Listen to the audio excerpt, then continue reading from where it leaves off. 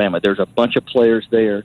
Georgia is in a great position geographically to grab those guys. Now, Alabama's done a great job and continues to do a great job of recruiting Metro Atlanta.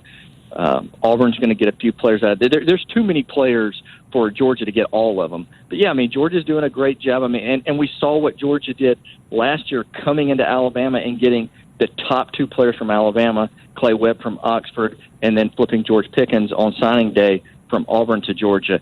That was really notable. It shows that both Clemson and Georgia are right there. You know, I think it was only a couple of years ago when we thought Alabama was out recruiting everybody and that they were way ahead of everybody else. I think it's clear that Clemson and Georgia are right. If they're not, even with Alabama, they're definitely right on their heels. Well, let's turn the table ahead to December and then ultimately into February. Right now, I mean, and I know that you talk to anyone from any place and they can make a case that their school is doing well, but you're looking at it from a different view here. And is it apparent? Would you say that Clemson is very likely going to be number one in recruiting when it's all said and done? Yeah, I mean, I think so. I mean, you just look at what they have right now. They've already got five-star guys in this class. Alabama has 2 right now. Now, that doesn't mean that gap can't be bridged in some way. And Alabama's still in on a number of these guys. But virtually every one of these 5-star guys, you know, you ask them, what's your list? It's Alabama, Georgia, Clemson, Ohio State, Texas A&M. So no school is going to get all of those players. But, yeah, I mean, I think right now it's definitely trending that it's going to be hard for anybody to catch Clemson. They've already, like I said, they've already got five-star guys in this class, and they've got a chance to add a couple more before this signing class gets finished. Whether that finishes totally in December or we go all the way to February, we know some of these guys are going to wait until February to make a final decision. And that adds even more intrigue to it after the early signing period is finished. You already answered part of the question, but what if Alabama and Clemson meet again? They've only done it, 3 of the last 4 years, in the championship game 4 consecutive years in the playoffs. How much pressure would it be for Alabama to win that game, or is that going to have a distinct impact on recruiting? I don't know if it has a huge impact on recruiting, but I do think it has some. I mean, these players, the best players want to go play for a winner, right? I mean, they're really looking for 2 things. Am I going to get a chance to play for a national championship, and am I going to get a chance to get to the NFL in 3 years? And both of these programs have a really good track record of saying, yeah, you're going to get a chance to do both of those things. So the decider could be, am I going to get a chance to play for the national championship, or am I going to win the national championship? And, yeah, I mean, I think it probably has a small amount of a deciding factor for some of these players, but I don't think it's huge. I think so much of their decision is made in the recruiting process. I'll ask my final question twice, but, I mean, in the event, let's say Alabama lost, and is there not a perception then, 2 straight, 3 out of 4, Clemson winning in recruiting? I mean, I think you can write the headline yourself, can't you? Oh, yeah. I mean, certainly that makes a huge difference. And when Clemson goes to recruit the same guy that Alabama is recruiting, or Alabama goes to recruit the same guy that Clemson is recruiting, they're definitely playing off of one another. So, yeah, I mean, there's some significance there. I'm just not sure that high school kids are thinking about what happened 3 or 4 years ago. They're so in the now right now that they're thinking about what happens this season, not what happened 2 or 3 years ago. History is sort of irrelevant to those guys. Understand. Josh, great piece. Really, if you haven't read it, you need to on AL.com. Thank you for joining us. Thank you very, very much. Thanks for having me, Paul. Have a great day. Right. I mean, this is a piece. Everyone in Alabama is talking about this in Clemson today. It's a very important piece. And it shows you whatever you want it to show you, but a lot of people are paying attention to what Josh wrote. Let's take a break. More of your phone calls after this. Experienced truck drivers. Are you searching for a company that will let you pick the kind of driving job you want? At Schneider, professionals personalize their careers by choosing from 38 different types of driving positions. That means a better career to fit your lifestyle. If you want even more choice, Schneider drivers can also choose from over 50 unique dedicated accounts. Enjoy experienced driver pay, the respect you deserve, and choices that only Schneider can offer. Find out for yourself at SchneiderJobs.com. That's SchneiderJobs.com. Summer's here, and there's no better time to hit the road. At AutoZone, we've got the free services you need to drive with confidence, like our free AutoZone Fix Finder service. If your check engine light is on, our Fix Finder service will help troubleshoot the likely issue. And if you need help from a repair shop, we know some of the best. Want to maximize and restore lost fuel economy? Right now, buy one bottle of Chevron Techron Complete Fuel System Cleaner and get one free. Visit us at AutoZone.com and start the job fast with free same-day store pickup and free next-day delivery. Restrictions apply. Get in the zone, AutoZone. I'm Jordan Glass with your sports update on ESPN Pensacola 94.5. For your Pensacola Blue Wahoos, over the weekend they fall both Saturday and Sunday at Regents Field in Birmingham as they are taking on the Barons for a 6-game series. Game 5 of the 6-game series coming up later on this evening. 7:05 is when first pitch is coming your way. For your UWF Argos, we are 58 days away from the start of the 2019 football season. Argo fans, that means you can purchase tickets now online at goargos.com. I'm Jordan Glass with your sports update right here on ESPN Pensacola 94.5. Owning a home is the American dream, but today's economy is challenging. Have you fallen behind on your mortgage payments? Many homeowners facing financial difficulty often feel lost and don't know where to turn for help. The airwaves are filled with offers of fast and simple relief. However, many find these offers often lead to damaged credit, higher debt, and ultimately the loss of one's home. If it seems like there's no way out, know there is legitimate help available. The National Foundation for Credit Counseling is a nonprofit organization that has provided answers and concrete solutions to consumers in situations just like yours for more than 60 years. Our certified housing specialists will work with you to review your finances and create a custom plan that's right for your specific situation. NFCC member agencies provide free and affordable help and meet U.S. Department of Housing and Urban Development standards. Call 866-687-6322 or visit mortgagehelpnow.org. Are you paying too much for term life insurance? There's a tremendous price war among the major term life companies, and rates have dropped dramatically in the past few years. For example, for a man age 45 non-tobacco user, it's $1 million of coverage at $75 per month, level rate for the next 10 years. Or a man age 50 non-tobacco user can obtain $500,000 of coverage for a monthly premium of only $110 per month, guaranteed not to change for the next 20 years. That's right, level rate guaranteed not to change for the next 20 years. If you're a smoker, we have great rates available for you as well. At Term Busters, we specialize in policies of $500,000 and above. If you're looking for a new or replacement term life insurance, call today for a quote at 1-866-929-1950. That's 1-866-929-1950. You're probably paying more than you should. Call Term Busters at 1-866-929-1950. That's 1-866-929-1950. Remember, 1-866-929-1950. Rates and availability may vary by state. Sample rate quotes for preferred non-tobacco underwriting. Exam required to qualify. ESPN Pensacola has you covered from the national and local levels. From Golic and Wingo to the Sports Drive, the Paul Feinbaum Show to talk football with Coach K, we have it all. It's the latest and best in sports talk radio, making us Pensacola's hometown sports network. ESPN Pensacola 94.5, also on HD Radio at HD2 98.7 WYCT, and streaming online at our website at ESPNpensacola.com. Hi, I'm Danica Patrick. Watching my nieces grow, play, and learn is amazing, but not every child gets to be carefree. 1 in 6 kids in the U.S. are hungry. This breaks my heart, and it's something that Feeding America is working to change. Each year, the Feeding America network of food banks rescues billions of pounds of good food that would have gone to waste and gives it to families in need. To help, visit feedingamerica.org. Brought to you by Feeding America and the Ad Council.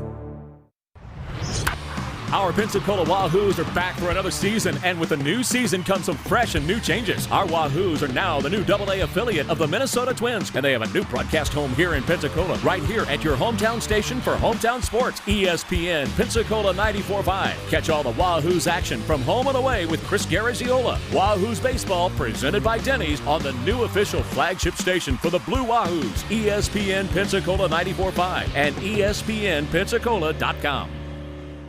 You're listening to ESPN Pensacola 94.5. Glad you're back with us. 855-242-7285 is the number. And let's keep going and check in with Steve in Georgia next. Steve, go right ahead. Paul, Georgia Tech fan here. It's a privilege to talk to you. Thank you very much. I called with an SEC East prediction, but I'm going to follow up on Josh Beam's comments. Yes. I think this is the year the coaching turnover catches up with Alabama. I don't see them making the playoffs, Paul. I think it's going to be Ed Orgeron and the Tigers. Well, listen, I thought what he said was really interesting, and you can always try to guess when a dynasty crashes, and usually they crash pretty hard. They don't just slowly get worse. But I mean, there's some reasons to at least digest what he said and be concerned.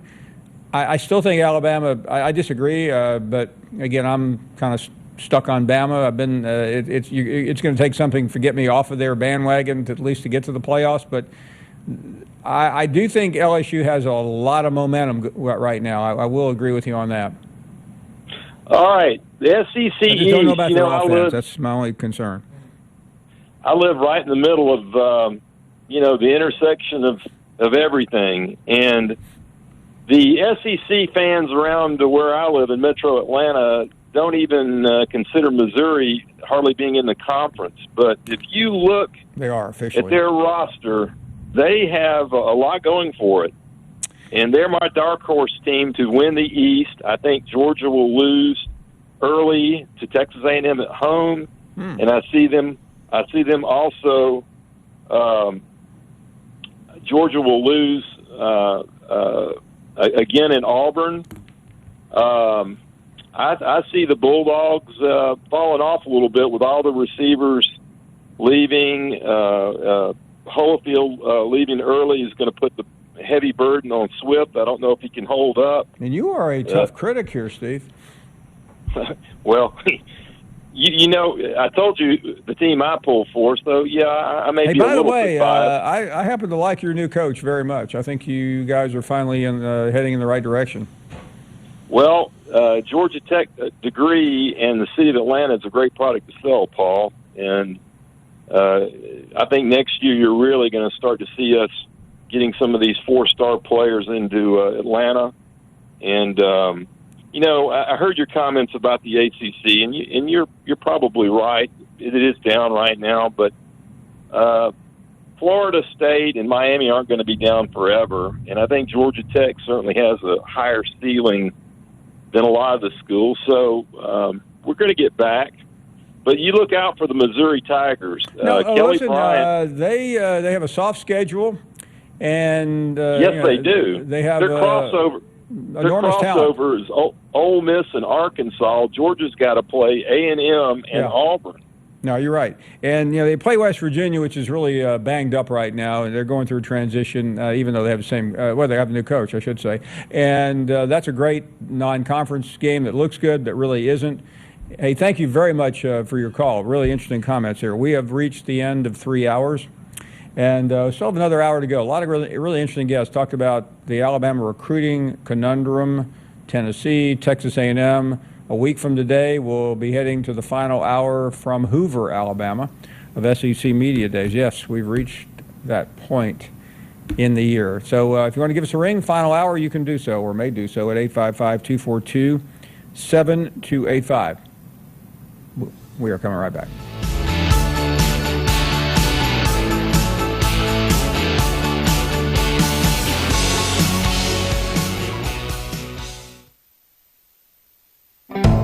The Home Depot's making it easy to turn your favorite moment into the perfect color for any room with the Project Color app. Upload any image, then discover the colors and paint to match. Now you're a swipe and a click closer to everything you need for your next project. Explore the most popular colors and trending palettes to find your perfect paint. Get a colorful new experience with the Project Color app, then shop our best brands with gallons starting from just $25.97 at the Home Depot. More saving, more doing. U.S. only. See store for details. All right, it's time for some straight talk. You wouldn't pay $100 for seats to a baseball game where you can get the same seats for $50. So why pay more on your wireless when you can get the same 4G LTE networks for up to half the cost? For $45 a month, get our unlimited plan with 25 gigs of high-speed data from Straight Talk Wireless. No contract, only at Walmart. Savings may vary. See terms and conditions at straighttalk.com. Today, my new dad and I shot off a rocket in the park. Today, my new son and I failed to shoot off a rocket. He knew exactly what to do. I had no clue what I was doing. We set up the rocket. Hit ignition. And then? And then nothing. Sometimes I laugh when I'm frustrated. Then out of nowhere, the rocket launched into the air. The rocket did get into the air. I've never seen anything fly so high. And then crashed into a kite. Look out! Look out! And then the pond. I'll never forget that day. I'll never forget that day, even if I tried. You don't have to be perfect to be a perfect parent. Thousands of kids in foster care will take you just as you are. For more information on how you can adopt, visit adoptuskids.org. A public service announcement from the U.S. Department of Health and Human Services, Adopt U.S. Kids, and the Ad Council.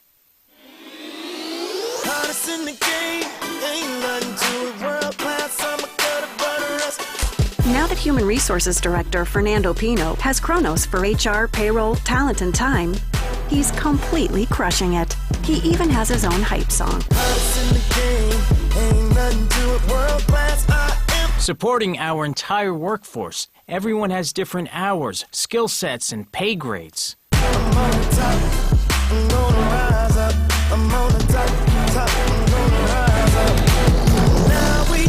Motivating and engaging our people every step of the way. Kronos, HR solutions for the modern workforce and the people who support them. Learn more at kronos.com/HR swagger. I'm on the top, I'm gonna rise up.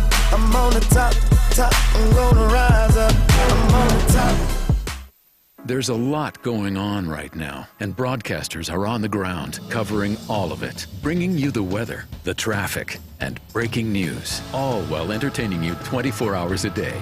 Someone needs to tell you what's going on around the world and in our hometowns, and that someone is us. We are free radio. We are always there. We are broadcasters. Visit wearebroadcasters.com or text radio to 52886 to learn more. Furnished by NAB and this station. ESPN Radio is taking over ESPN News. You can now watch your favorite radio shows all in one place.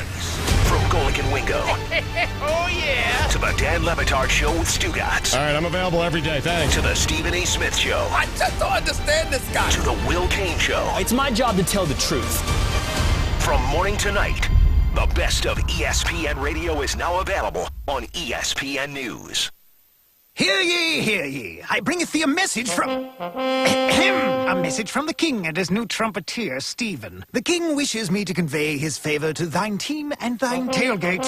Not yet. He invites thee to let the Bud Light flow forth. And he also wishes me to tell thee that he toasts thee. Waiteth until the end, Stephen. With game day's favorite light lager and the slogan of his kingdom. Oh, dilly dilly. Enjoy responsibly. Bud Light Beer, AB, St. Louis, Missouri.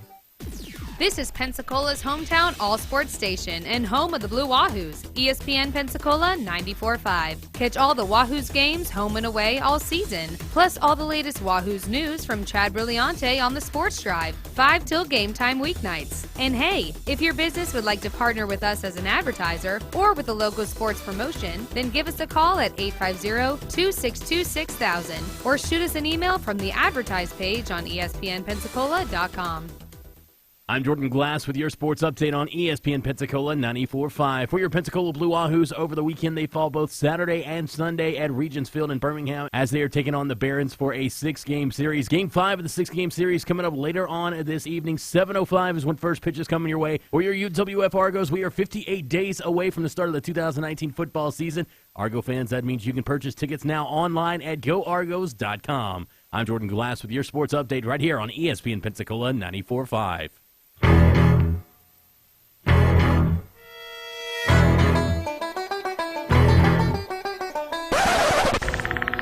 Run!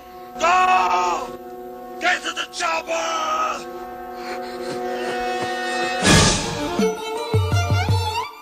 Dropping Gannon, looking Gannon, throws up the middle. At the 40, Derek Brooks 30, Brooks to the 29, 20. Derek Brooks all the way. Touchdown Tampa Bay. Derek Brooks, the dagger's in. We're going to win the Super Bowl. Neva Watson is wearing a green jacket, and this time his name is Bubba. Pitch on the way. Russell drives one in the air. Deep left center. That's back near the wall. It's got a chance. Grand slam. Grand slam, Addison Russell.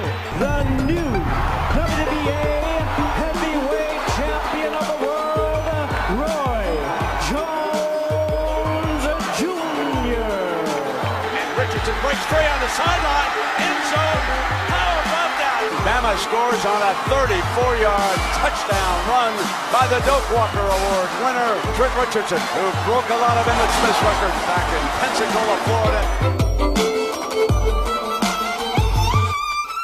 And these them Louisiana, Pensacola guys, they looking crazy and all that. Morris, blocked by the tight end Paul. That opens up the door. Breaking the Cambridge tackle. To the pylon. Touchdown. Really nice effort there by Alfred Morris, extending that ball over the goal line. Near side ball, it's not a big game. Doug Baldwin's got a first down. Doug Baldwin, 93 yards, now has back-to-back 1,000-yard seasons. Reggie Evans, and he's going to get an ovation. Guy from Pensacola, Florida.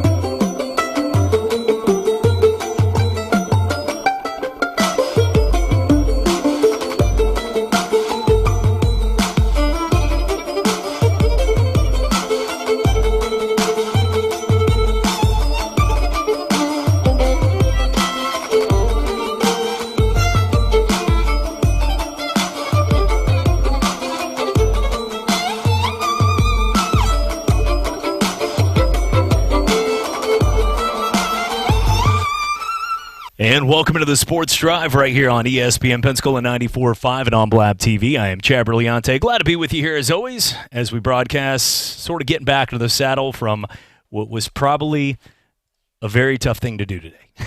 as many people, we came back to work on Friday and got to do the show. Some of us, a lot of people were in that, if you worked in sales, you're not going to sell much on Friday. If you work in really anything out of the liquor business or bathing suits or sunscreen, it's probably going to be a long day on Friday. So we had a chance to be here, but then the family was in town, enjoyed it. But I think everybody today was a little bit more difficult trying to get back in the saddle of routine.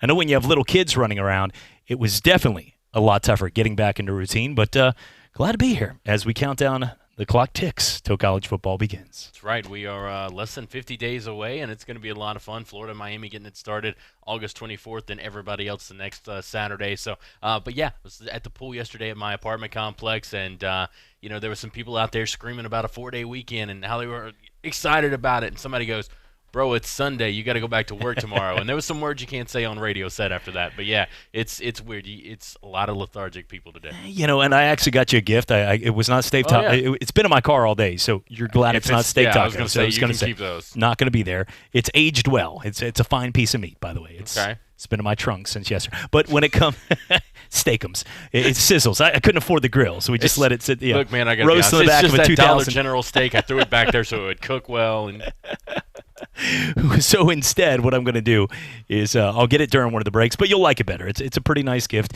We're going to have some fun today. UWF head football coach Pete Shinnick will join us coming up here at 6:15 as they gear up for a great season.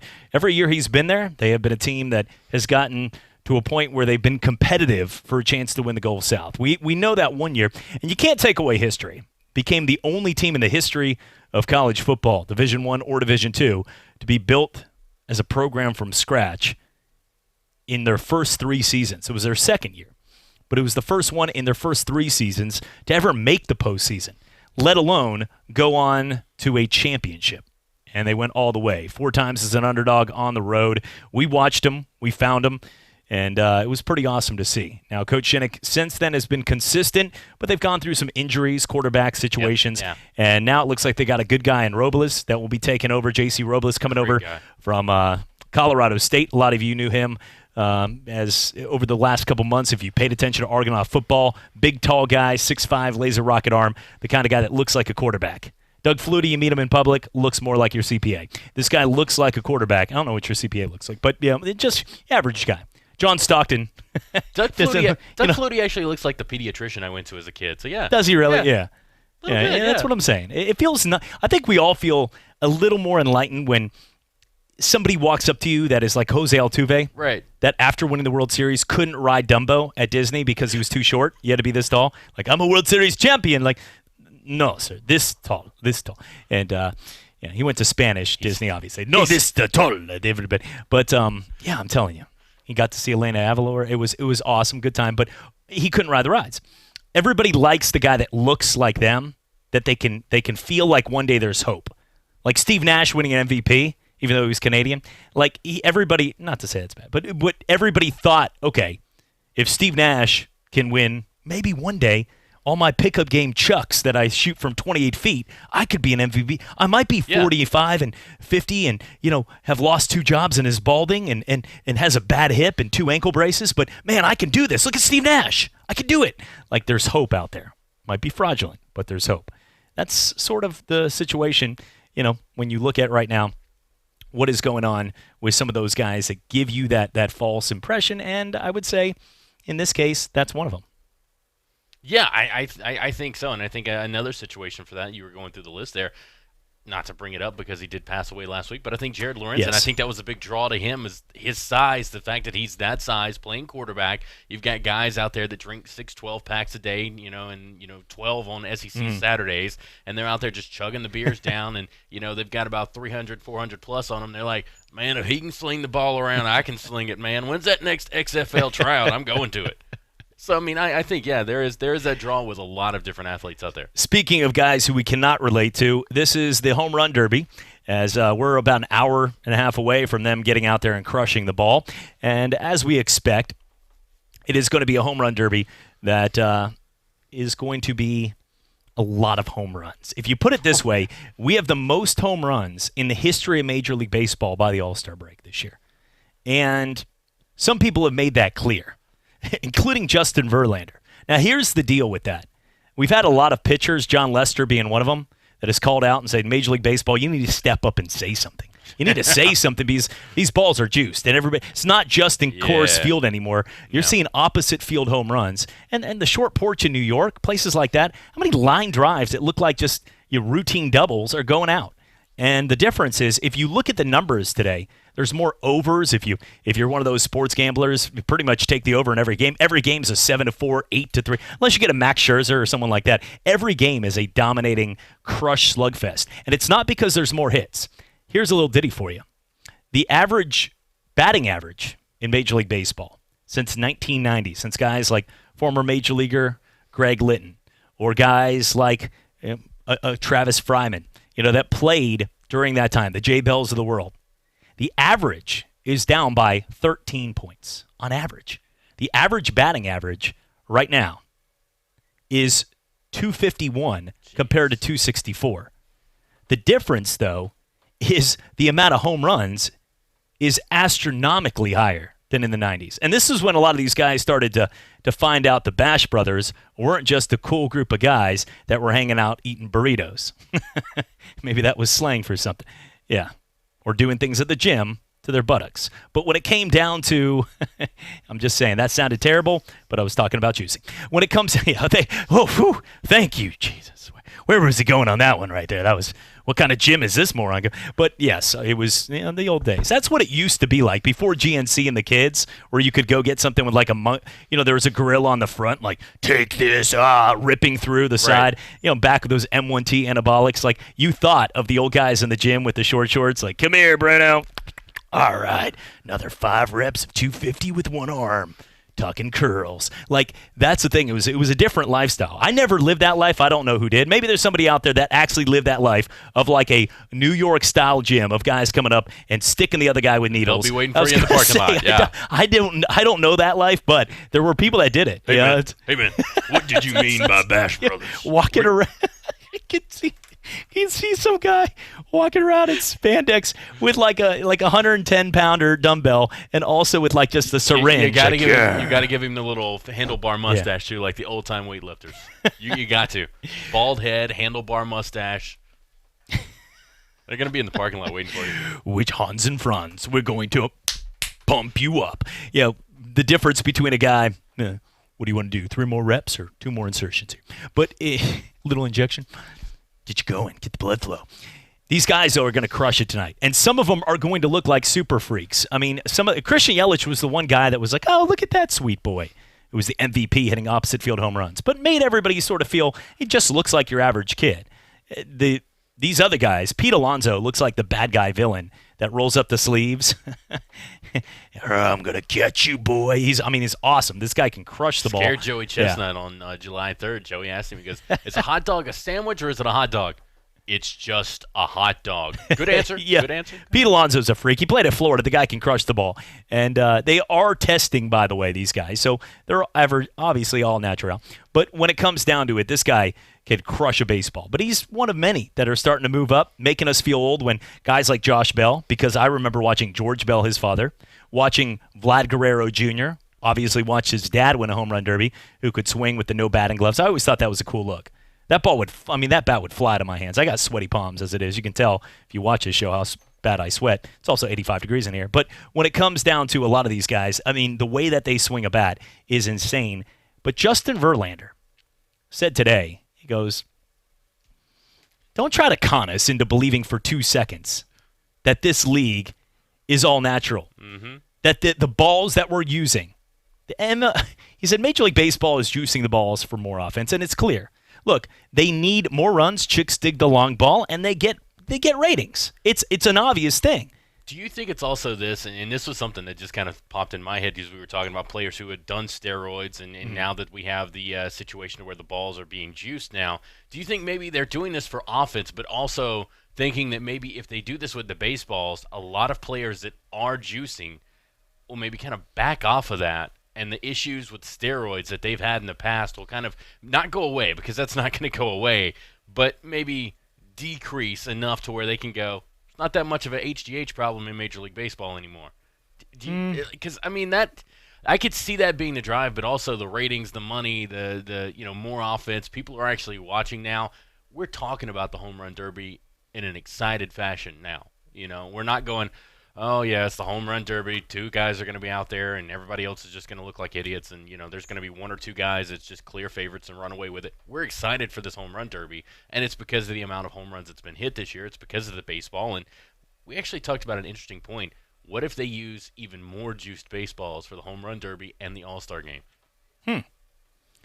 I mean, they already are, and who knows if they are. Yeah. That's the thing. It's like, look, if anybody that's played softball pickup leagues, whether it's a beer league or the one that are very important, like you telling the wife and the kids, like, honey, we have to get there 2 hours early at the ballpark. We're going over strategy, and you're like, you're going to play you're going to play softball with your buds. You're sitting in the car on the way there, headphones on, just rocking back and forth. They're every guy. I played at a game. Do you want to stop at Starbucks? I'm in the zone. Don't talk to me. I played with some good dudes at Exchange Park, and there was like 9 guys. 3 of them like forgot their glove and were like, oh crap, can I borrow one? Like 3 of them were like insane. They had the eye black on and were there 2 hours stretching. And then there was other 3 that weren't even sure what roster they were going to play on. They just showed up to play. Tucked into their lip. Exactly. Yeah. I'm in the in between. I mean, playing, but a lot of these guys, you either have the blue dot, the yellow dot. Like the ball can soar depending what softball. Baseball is just not admitting to it. But at the end of the day, it still takes a lot to hit a home run. And the difference between, it's like saying a Lambo and a Ferrari. Like, you got a Ferrari? This guy's got a Lambo. Good luck. Be like, well, my car's pretty fast. We're going to have some fun today. It's not the difference between, a guy throwing his bat out or hitting a tennis ball compared to hitting what is one of those wiffle balls around the park. When you run out of the wiffle ball, you try to use the tennis ball and it flies a lot farther. Pickup games around there. Ghost runners. I love those back in the day. this is the difference in this game right here is the balls are being juiced. I mean, they are. And if you have guys like John Lester, one of the best Red Sox names ever to say on the mound. Hey, Lester! But John Lester, I always, when I was in Boston, wanted more Lester. You always wanted more Lester on the mound. But when it came down to John Lester and Justin Verlander telling you that the balls are juiced, two old-timers of the game that are still good. These are not some washed-up has-beens that have 6 ERAs. These are two legit starters that are carrying their teams or helping carry their teams in Houston and Chicago. And they're sitting there right now telling you that the balls are clearly juiced. Those are the guys that you should be listening to. Right. They speak clear English. They played for 20 years. And they're veterans of the game that have played with multiple teams in multiple leagues that are telling you the balls are being juiced. I believe those guys over the rookie who's like, hey, my average has gone up. Yeah, because you're throwing it right down the middle of the plate, dude. Your average has gone up from what? Yeah, these guys have done consistent throughout the years. Yeah. And, Major League Baseball is never going to admit to it. They really don't have to. No, they don't. But just make it clear and use your brains for 2 seconds. When the numbers are going up, it's not because everybody is becoming a freak of nature.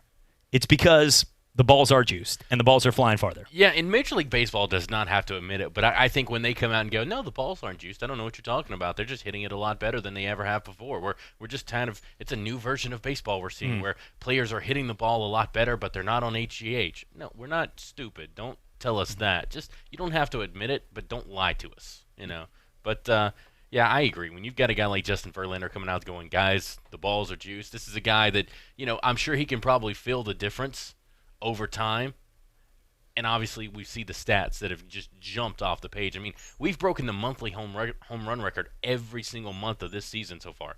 It's insane, yeah. It's gone up every single month. And right now for the month of July, we're on course to break it yet again. And look at the number one way to determine this is to look at, because we're creatures of habit in sports too.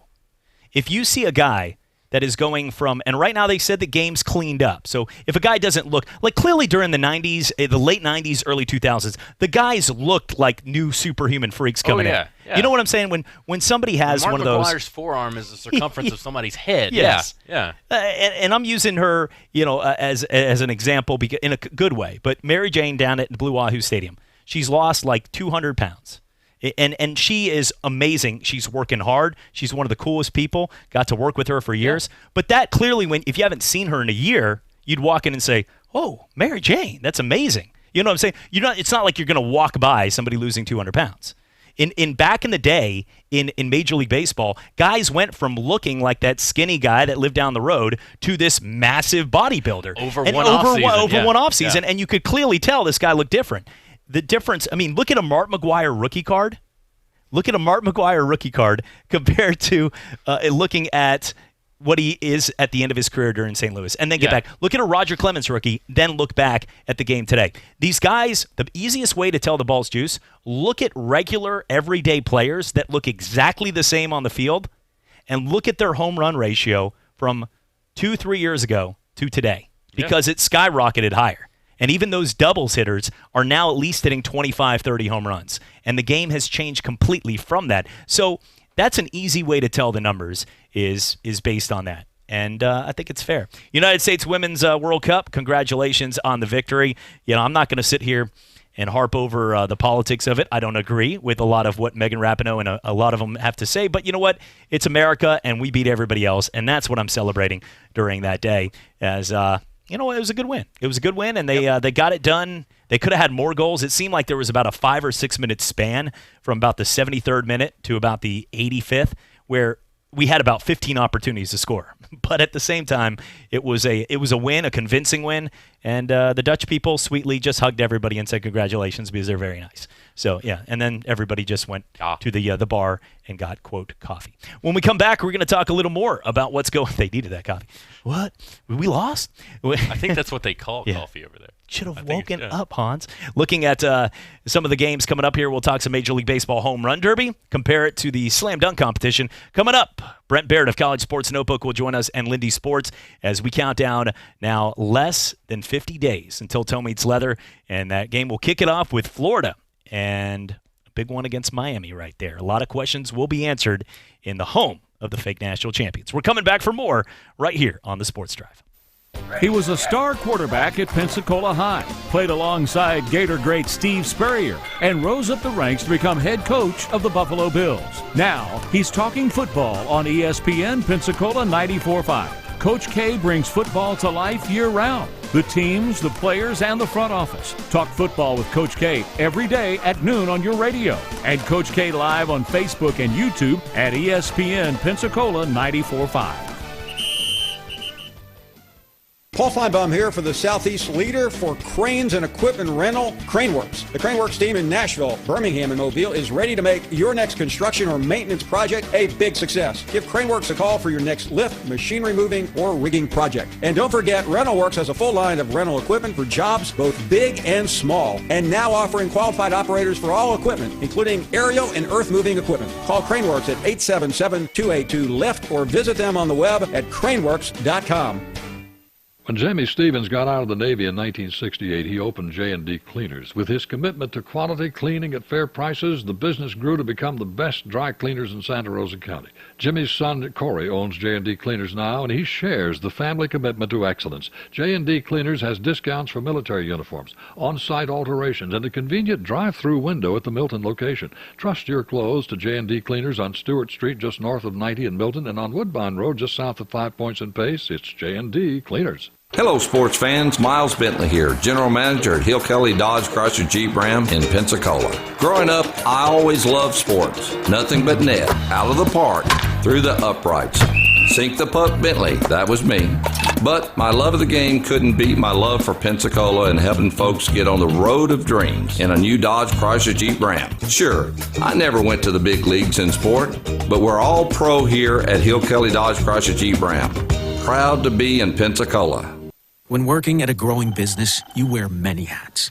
The new business hat, the buying toner for the copy machine hat, the sifting through tons of resumes hat. You can throw away that last hat thanks to Indeed.com. When posting your job, Indeed lets you add screener questions that give you a less time-consuming route to your short list of qualified candidates. So go ahead, dust off that extra long lunch hat.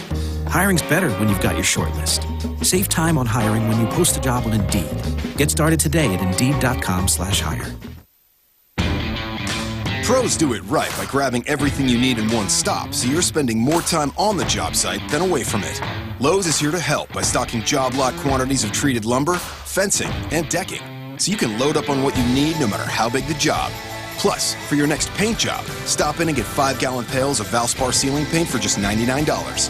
Whatever you need to do the job right, do it right for less. Start with Lowe's. Paint offer valid through 7/24, U.S. only.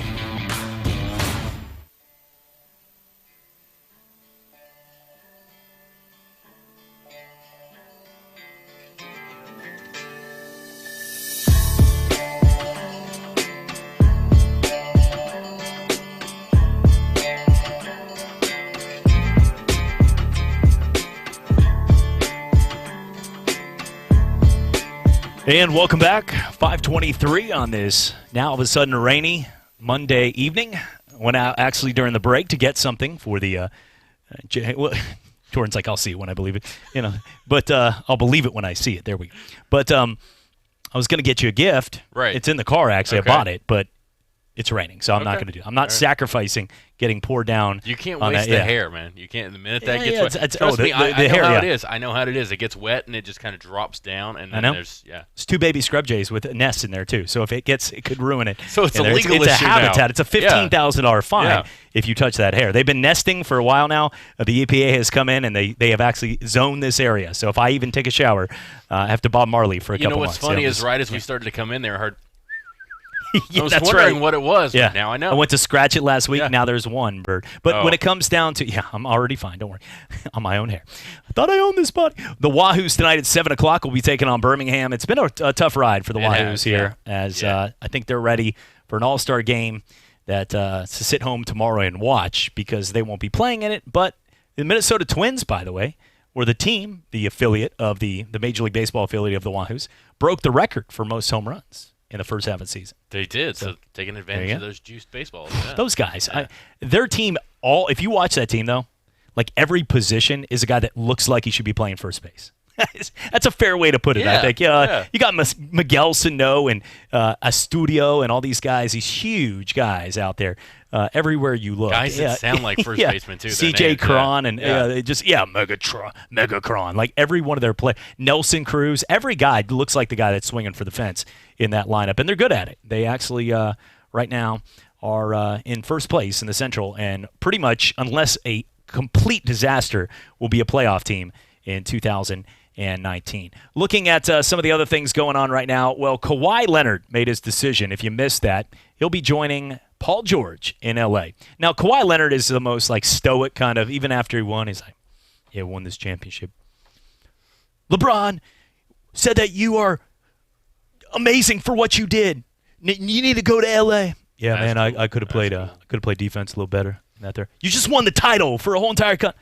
In the third quarter, I missed a jump shot, man. I just had that jump shot, and I missed it. I was wide open. I just can't believe it. Kawhi, you stop. You celebrate the title. He's celebrating, the stogie and having some fun out there. But if he was one of these that had the fun antics, he could have made the perfect answer to where he decided to go. Think about it. Who has wanted him more than anybody over the last month and a half? I would dare say probably either the Lakers or the Clippers. The LA Lakers. The Clippers, but the Lakers have been the ones Lakers, fighting. Yeah. Okay. And where did he end up going? Clippers, yeah. But what city? LA. So I would have been ladies and gentlemen, Kawhi's decision.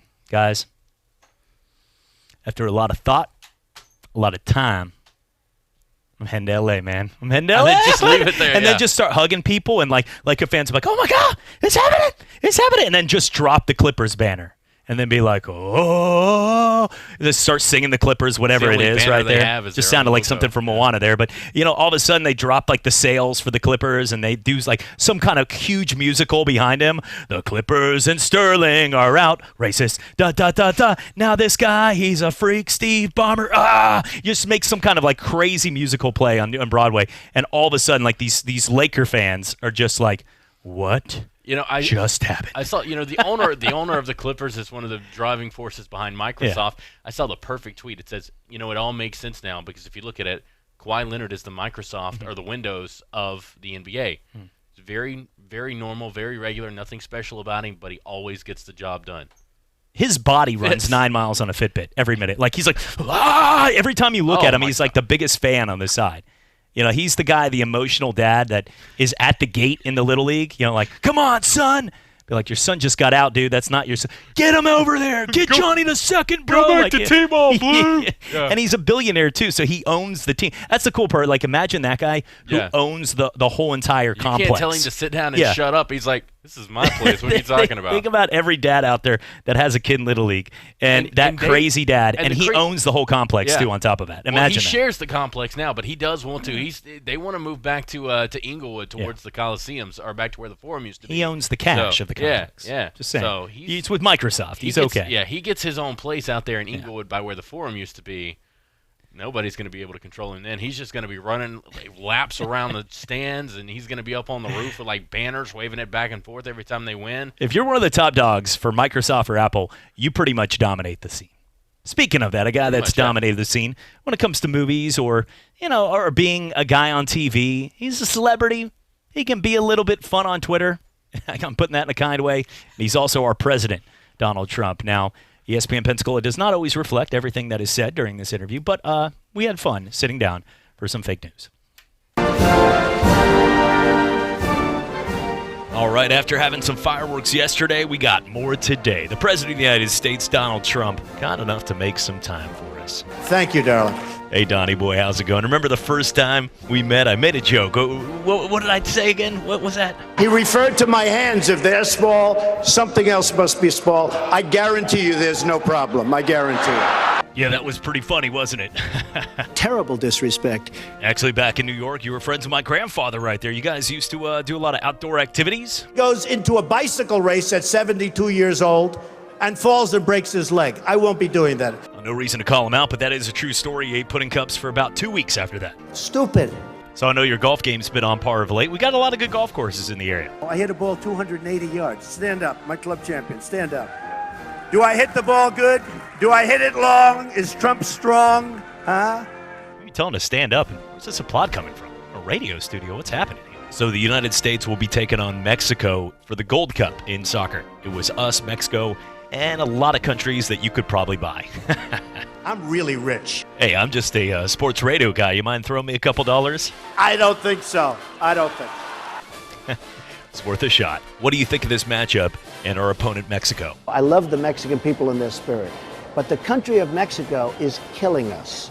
Well, they have had a good team, and they've beaten us multiple times. Didn't know you liked their spirit that much. If you look at your approval ratings with Hispanics, a little bit down. Who's number one with Hispanics? Trump.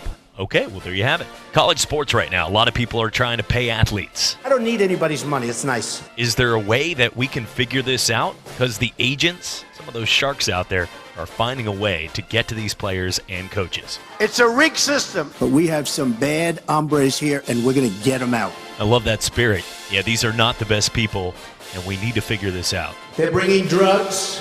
They're bringing crime. They're rapists. Whoa, whoa. Hey, now.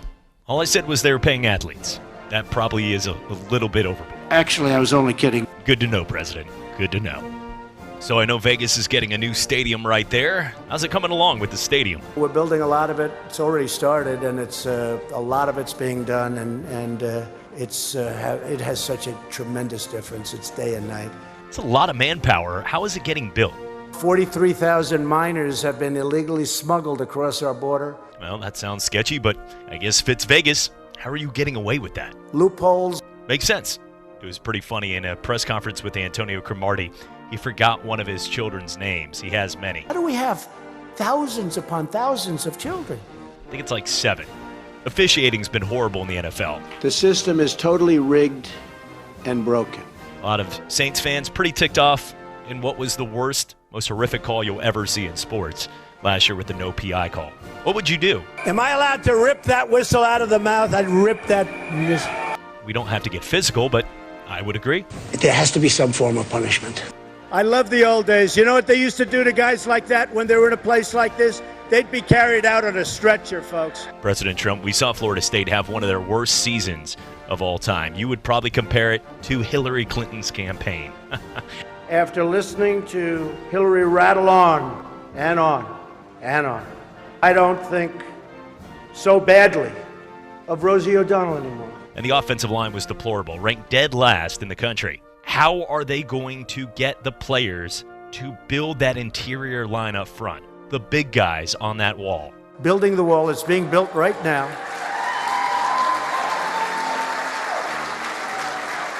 Could have been so easy, the wall, if they gave us the money. But they won't give us the money, won't give us the money. And I think it's more political because a wall works, okay? Well, I don't think it's a matter of politics. It's illegal to pay college players. Someday you'll explain this to me. I just did. It's not okay to pay players. I'm really rich. Got an intern here, President Trump, Selena. She wanted to ask you a question. I said, why not? Selena, floor is yours. This room is hot. Do you plan to visit with the Pope when he comes into Philadelphia? Stupid. Look at her words. You tell me what you think. I don't think so. I don't think so. Well, that was out of left field right there, to say the least. Come the hell out of here. Well, I don't want to keep you too much longer, so President Trump, we appreciate it. We'll continue this another time. Go home to mommy. I have a wife and kids. I'm 34, but thanks. Yeah, thanks again for the Prez sitting down right there. We'll continue having some fun with him throughout the year leading up to college football. When we come back, we're going to talk some college football with Brent Barrett of Lindy Sports No Mike right Pence here. when we come back? No, we'll be okay on that. All right, it's time for some straight talk. You wouldn't pay $100 for seats to a baseball game when you can get the same seats for $50. So why pay more on your wireless when you can get the same 4G LTE networks for up to half the cost?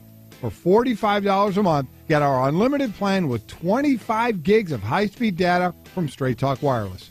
No contract, only at Walmart. Savings may vary. See terms and conditions at straighttalk.com. ESPN Pensacola has you covered from the national and local levels. From Golick and Wingo to the Sports Drive, the Paul Feinbaum Show to talk football with Coach K, we have it all. It's the latest and best in sports talk radio, making us Pensacola's hometown sports network. ESPN Pensacola 94.5, also on HD Radio at HD2 98.7 WYCT, and streaming online at our website at ESPNpensacola.com. Ted here, dialing in from Denver. Kenzie and the Chicago team dialing in. Okay, let's get started. Ted's in charge of this project. He's a total goober. And what's with the haircut? Guys, can definitely hear you. Like, really good reception. Conference call's no-brainer, the mute button. Barbasol's no-brainer, finally making razors to go along with America's favorite shaving cream. Try Barbasol's Ultra 6 Plus razor with 6 ultra-thin blades for a close, comfortable shave. Barbasol. Our Pensacola Wahoos are back for another season, and with the new season comes some fresh and new changes. Our Wahoos are now the new AA affiliate of the Minnesota Twins, and they have a new broadcast home here in Pensacola, right here at your hometown station for hometown sports, ESPN Pensacola 94.5. Catch all the Wahoos action from home and away with Chris Garagiola. Wahoos baseball presented by Denny's on the new official flagship station for the Blue Wahoos, ESPN Pensacola 94.5 and ESPNpensacola.com. Summer's here, and there's no better time to hit the road. At AutoZone, we've got the free services you need to drive with confidence, like our free AutoZone Fix Finder service. If your check engine light is on, our Fix Finder service will help troubleshoot the likely issue. And if you need help from a repair shop, we know some of the best. Want to maximize and restore lost fuel economy? Right now, buy 1 bottle of Chevron Techron Complete Fuel System Cleaner and get 1 free. Visit us at AutoZone.com and start the job fast with free same-day store pickup and free next-day delivery. Restrictions apply. Get in the zone, AutoZone. Sizzling summer savings are here at Bob Tyler Toyota with special low Bob Tyler prices on new 2019 Highlander LE, just $249 a month. New 2019 Tacoma Double Cab SR5, just $229 a month. Or the new 2019 Tundra Double Cab SR5 4.6-liter V8, just $289 a month. Check out over 10 acres of pre-owned inventory, including Toyota-certified vehicles. Get to Bob Tyler Toyota while the savings are hot. With approved credit, 12,000-mile, 36-month leases, $49.99 cash or trade equity down, excludes tax tag, registration, title, 0 security deposit. All prices include $899.50 dealer fee. Dealer for details. Expires 8/31/19.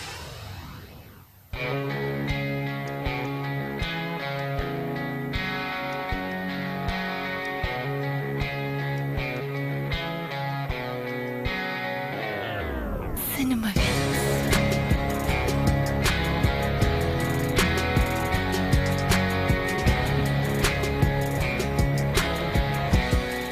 And welcome back, Sports Drive with you right here on ESPN Pensacola 94.5 and on Blab TV. I am Chad Berliante. Glad to be with you here as we get set. Home Run Derby right around the corner. As well, the Pensacola Blue Wahoos will wrap up their series trying to get that victory on the road in Birmingham, the city where Michael Jordan had a few swings and misses. A victory on the road in A Birmingham. victory right there. Joining us from Jacksonville, biggest jumbo shrimp fan in the world, our good friend Brent Baird of College Sports Notebook, and as well First Coast News, 1010 XL Radio, the Florida Gator Podcast Show, and Gator Bait Magazine. Brent, how's everything going? Going well, and speaking of Birmingham, we're looking forward to being there a week from today for the beginning of SEC Media Days. That's going to be tremendous.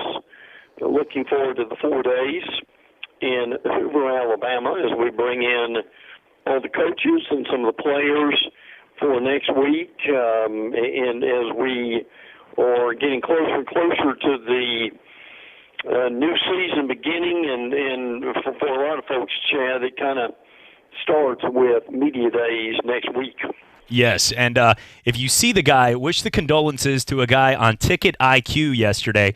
I was reading this funny story where they give the helmets of the teams that are competing against the guy in the SEC. Well, Georgia, he was a big, fan. He thought of the Georgia-Notre Dame game, and he saw a ticket for $111, and he ended up buying an allotment of $20 because he thought he was going to go out there and sell it to all of his friends. It so happens that he was a Notre Dame fan that thought it was Notre Dame and Georgia, which those tickets are going for over $1,000 a piece, and it was the Vanderbilt game. So this guy now has $2,000 worth of Vanderbilt tickets because of helmets. Probably should have looked into that order real quick. That was a quick trigger finger. He probably thought there's no way this is true, and he went to make a quick purchase, like until the website screwed up and figured it out. But so this guy, I hope you can see this, like if you see a poor looking frowny face in a Vanderbilt Vanderbilt Georgia game wearing Notre Dame gear. Guy couldn't sell his tickets. I just wanted to let you know about that funny story. Best of luck for him and trying to get rid of those. Yeah, but a guy that was about to buy 20 at $2,000, I don't feel too bad, because if you're looking online to buy Georgia and Notre Dame tickets at this point, then you can afford probably it, because those tickets are going insane. It's the number one ticket sale. And speaking of that, Brent, if it came down to one game, and you cover a lot of these big games, are you going to be covering that Georgia Notre Dame game, by the way? That's to be determined. That's a great question. I know I'm looking forward to Florida, Miami, Florida State, Boise.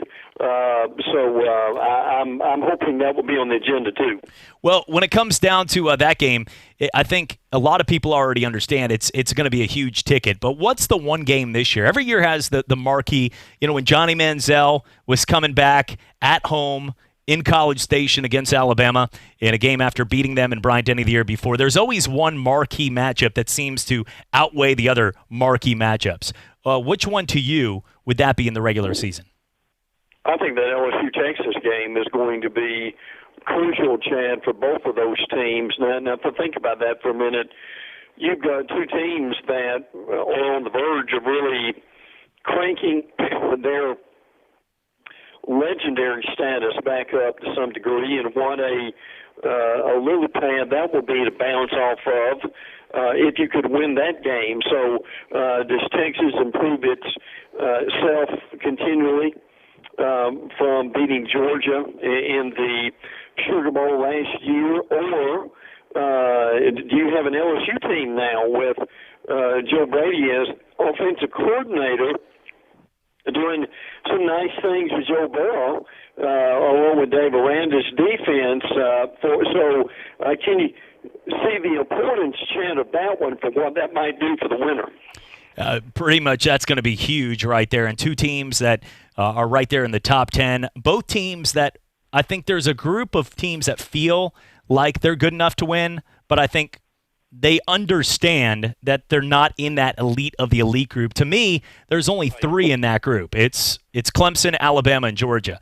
And I'm not basing it on last year's end results that Georgia lost to Texas or any of that. But those three teams are there. Ohio State and Oklahoma were there, but they both have quarterbacks in Jalen Hurts and Justin Fields that have to prove with the new team that they can keep them consistent, coming off a couple Heisman runs with Baker Mayfield and Kyler Murray. And for Ohio State, Justin Fields has taken over. And on top of that, a legendary coach, whether he has daughter volleyball games to get to or not, is gone. So I think at this point, they're in that realm, that second-tier realm that is trying to hop into that college football playoff.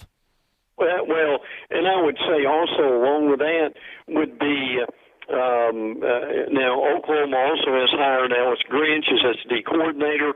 That's a position for them that simply has got to get better.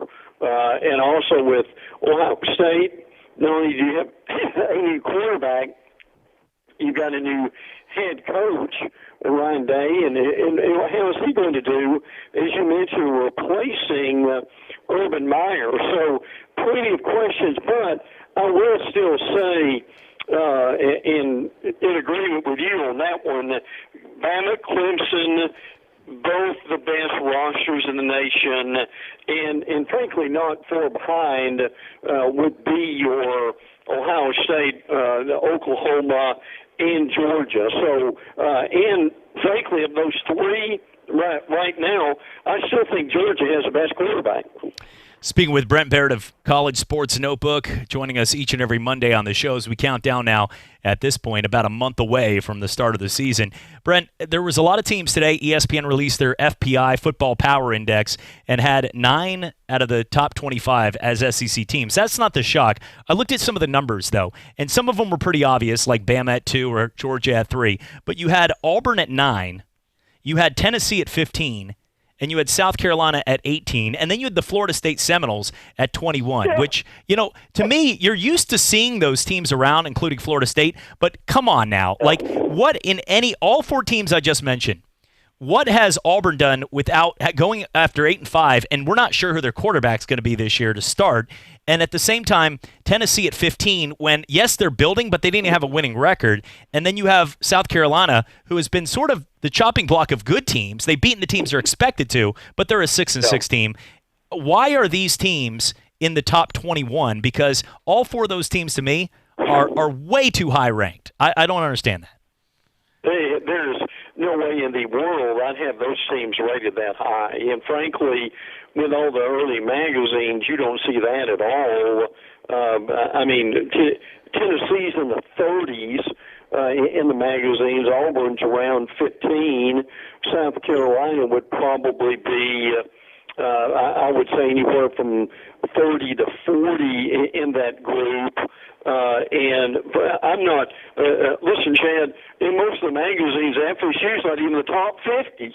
So, except to give us fodder to talk about on sports radio, that those predictions on the border are being ridiculous, aren't they? It's extremely ridiculous. And like I said, I don't know how anybody, even a Florida State fan, and we got a lot of passionate ones. You and I pretty much sandwiched Tallahassee in from Jacksonville here to Pensacola. But I'll tell you, it is from everyone we've talked to, and you can find some of the biggest diehard fans. Brent, I can't see how anybody would expect them to start the season in the top 25 until they prove something's going to change from last season. Oh, no. And look, you've got so many questions to answer, and the ACC will have its media days next year, which I think is a humongous stake, next week, which I think is a humongous stake, too, that they've got them the Wednesday and Thursday of the SEC media days also, but I think they'll be okay at quarterback. Frankly, with Thompson, I think that at running back with Cam Akers, they'll be okay. DJ Matthews, Tamari, and Terry are pretty good. The offensive line, you could get you and me and whoever's in the studio right now and be a better offensive line at times than what they have got. So, yes, that is frankly preposterous. And also looking at this list, I don't think Mississippi State would be that high either, and certainly not UCLA with that group, and USC in there also. So, I'm not. Did they just get a hat, put names in, and draw That's out? what it sounds like. What happened here? It sounds like a 4th of July raffle right there at the barn. Really? Yeah.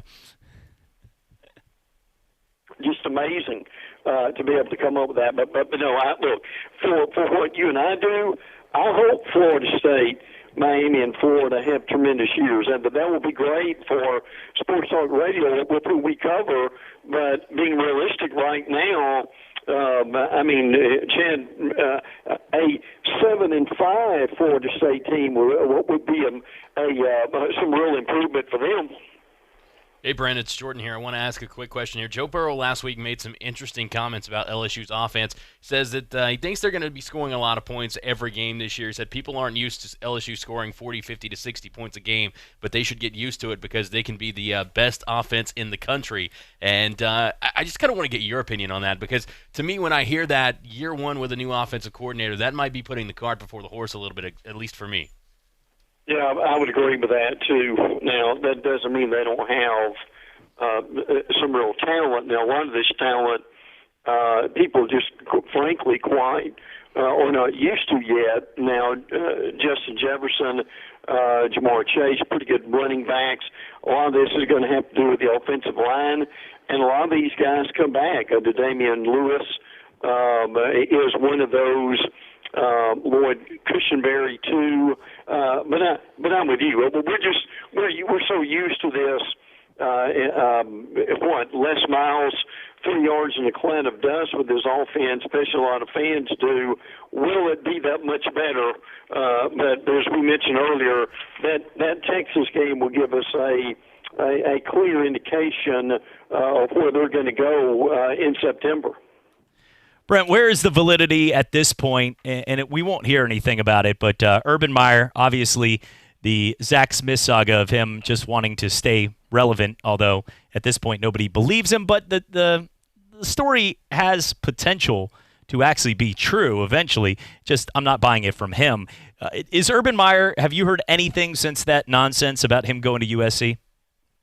I think that still continues, and you hear that from the media, certainly who cover the team, and I think you also hear, obviously with him doing a lot of work at Fox News and them being in that L.A. area, how much important and validity do you give to that?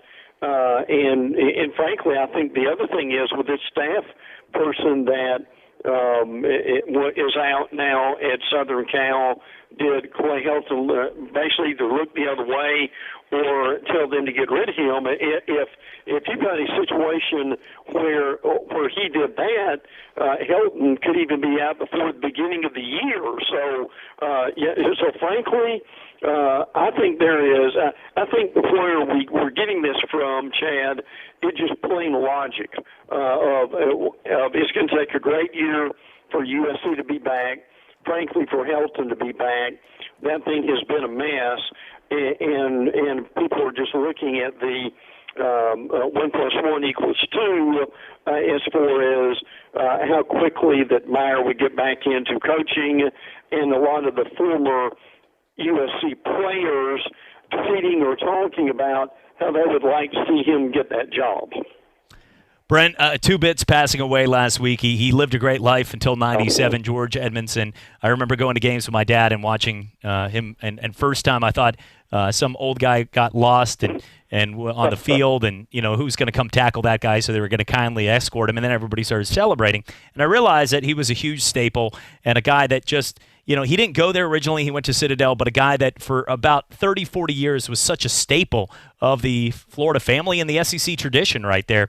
And there's been some honorary, the Steve Spurriers. I remember Chris Doring talked to me off the air about having pretty much jitters doing it. And this guy played and won SEC titles left and right. It just, everybody where you look, Danny Werfels of the world, so many great people that had a chance. Chris Collinsworth. Talk about the legacy that he'll leave. And you've toured the entire SEC, the value of a guy like that. It's immeasurable. What he has meant to them with that cheer and how long that he did it is admirable, particularly in that heat in September with long pants and long sleeves and a tie on for that matter. But and he made, from what I understand, he basically started doing that because the team was being booed by the fans in their opener years ago, and he didn't like that, and he wanted something positive to happen, and he really did make it happen too. So and look, he was electric on the field as far as how people related to him. And Chad, you probably remember he would come up and go to various sections in the stadium and get a similar response with that whistle, holding up the sign. Look, he was and is always an icon at the University of Florida, and that's one of those that will be very difficult to replace.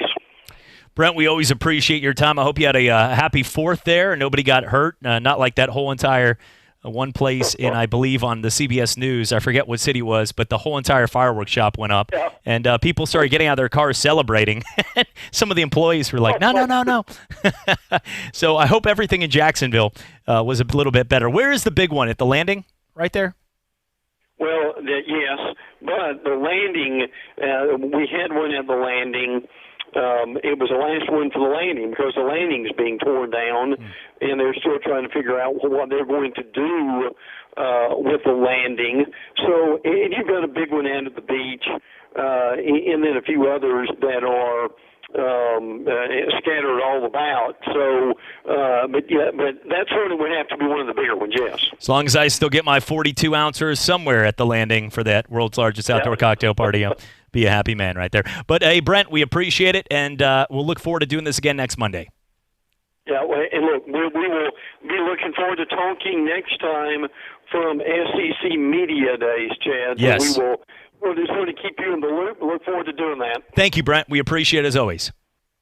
Take care. All right. When we come back, we'll talk a little more U.S. women's soccer team and talk about some of the best patriotic moments of another American victory right there. Blue Wahoos at 7 o'clock tonight as they'll take on the Birmingham Barons. And also, we will talk with Pete Shinnick, UWF head football coach, as ESPN Pensacola 94.5, your home for Argonauts football right around the corner, about a month and a half away. And we'll talk to Coach Shinnick with some big summer camps coming up here at 6:15. It's all coming back. Jeffrey D. will join us as well, our sports guru, right here in the Sports Drive. What you want, honey? Sausage and French toast. Shug, we don't have any of that here. Well, I guess I'm heading to see Janie at Harley Davidson of Pensacola for their fancy French toast brunch. Can I come?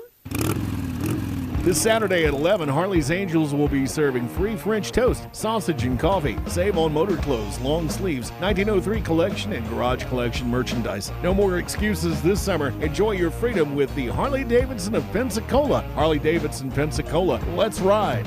Paul Feinbaum here for the Southeast leader for cranes and equipment rental, CraneWorks. The CraneWorks team in Nashville, Birmingham, and Mobile is ready to make your next construction or maintenance project a big success. Give CraneWorks a call for your next lift, machinery moving, or rigging project. And don't forget, RentalWorks has a full line of rental equipment for jobs both big and small, and now offering qualified operators for all equipment, including aerial and earth-moving equipment. Call CraneWorks at 877-282-LIFT or visit them on the web at craneworks.com. Only in the forest can you see this. But nothing beats the moment you see that. Cool! That's your child's eyes opening up to a world of possibilities. There are some moments only the forest can inspire. Find yours at discovertheforest.org. Learn about forests near you and discover cool things to do when you go.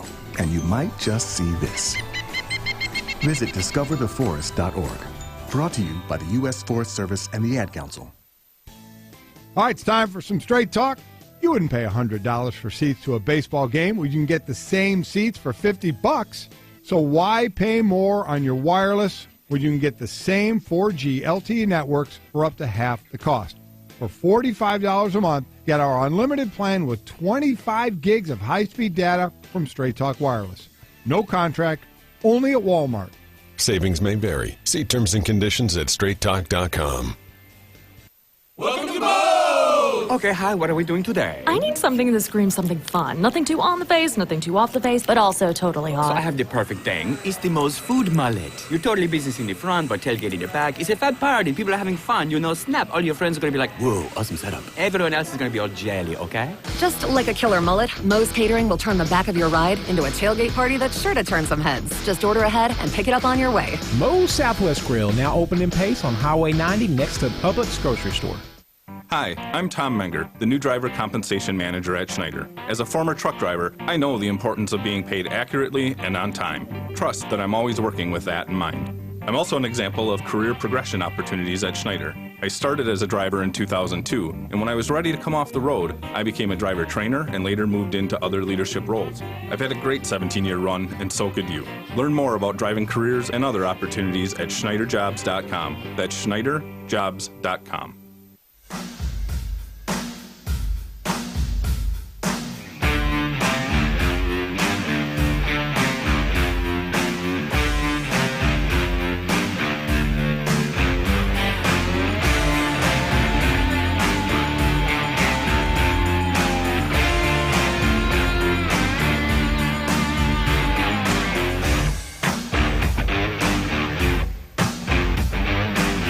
And welcome back. Sports Drive with you right here, 5:57 on this was at one point beautiful Monday, but went out actually to grab something out of the car, and it was raining. So believe it's getting a look right now at our side view. It looks like the rain. We've got like this much of a vantage little point view outside, right there. Yeah. We're peeking through someone's hotel room. Sorry, ma'am. Sorry. Well, apologize for that. No, it's actually through the other studio right there. But yeah, it looks like it is. By the way, if you're still shooting off fireworks, we've had some complaints. A guy in Milton actually called in and said, "Can you stop shooting off those daggum fireworks? You almost caught my Christmas tree and the decorations on fire." So if you can, please stop shooting the fireworks. People's Christmas decorations are getting cut off. Yeah, I was going to say, we've got problems because you didn't invite me. That's right. My turkey in the front yard. No, everything went okay. We got the news. November's just a couple of months away. I was just leaving him out there, and then all of a sudden, poof. We have had reports that everything went okay here.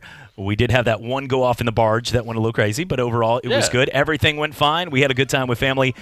Jason Pierre-Paul still has another hand. So right now, we're looking okay. 4th of July. Hope you enjoyed it with your family. We're back in the saddle. We'll talk with Pete Shinnick coming up here. Home Run Derby tonight. We'll give you who we like when we return at about 8:30 once it's over.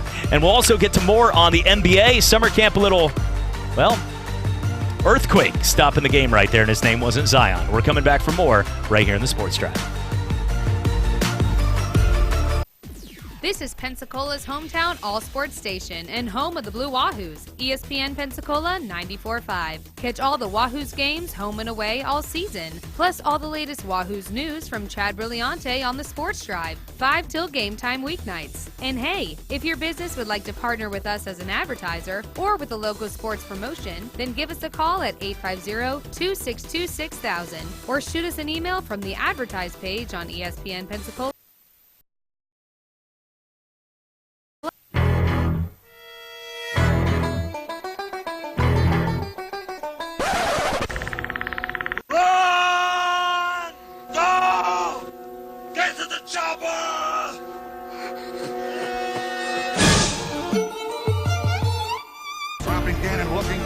Throws up the middle. At the 40.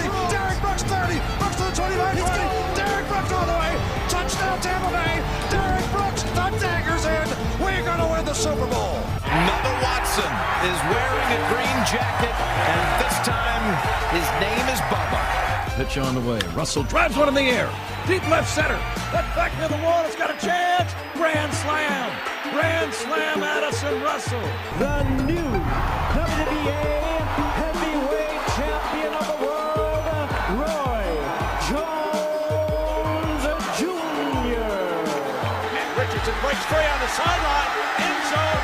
How about that? Bama scores on a 34-yard touchdown run by the Doak Walker Award winner, Trick Richardson, who broke a lot of Emmett Smith's records back in Pensacola, Florida.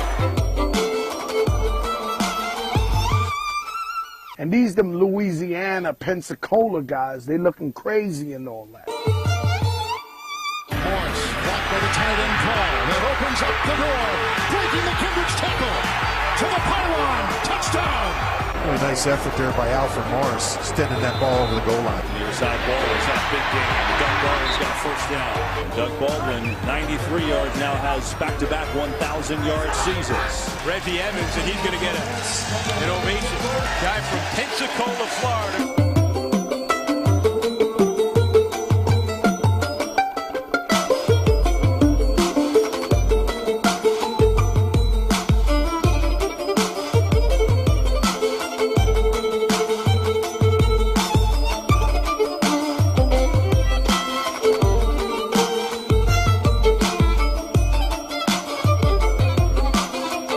And welcome back. Sports Drive with you right here on ESPN Pensacola 94.5 and on Blab TV. I am Chad Brillante alongside Jordan Glass, and now joining us here for the second hour, having some fun, our good friend Jeffrey D. Jeff, it's good to see you. How was your week?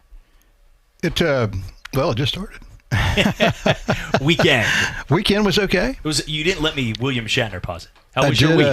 I did end up going and watching the World Cup final down at Perfect Plain, where they had a huge crowd, standing room only crowd, and it's hard to get a beer, couldn't sit down. So it's a Perfect Plain field too. Exactly, nice victory, 2-0. But to be able to gather in one place with a whole bunch of soccer fans. It's kind of cool. Especially if it's you great win. to gather with a whole bunch of soccer fans, or it's great to gather where people are hooting and hollering on the weekend with no repercussions, rooting for America and drinking beer. Do I think I got that? Yeah, I was going to say. I think you framed that just right. I think I framed that a little more. Like we can get together for a camaraderie for great Americans anywhere, but it might not be fun if there was no alcohol and we were standing in a field.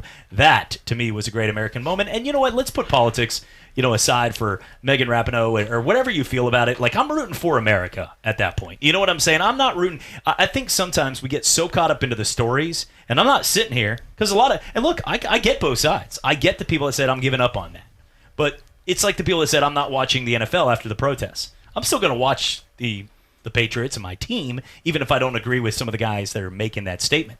But we only care because they become bigger than life. They become these people in our lives that we look to for advice. Kim Kardashian and these people we look to for actual advice instead of actually looking to people that mean something. But think about that. No, yeah, you're right. Think about scary, but you're right. It is scary because your pop says heart surgery, and you're like, oh man, this is big. Sir, your qualifications. I see you went to school right there, medicine at MIT, and you've worked here for 25. You were one of the people that other people said that they helped save your father's life before. What do you think of Trump's speech last week in North Dakota? Like, he'd be like, excuse me? Like, we're about to, your father needs help.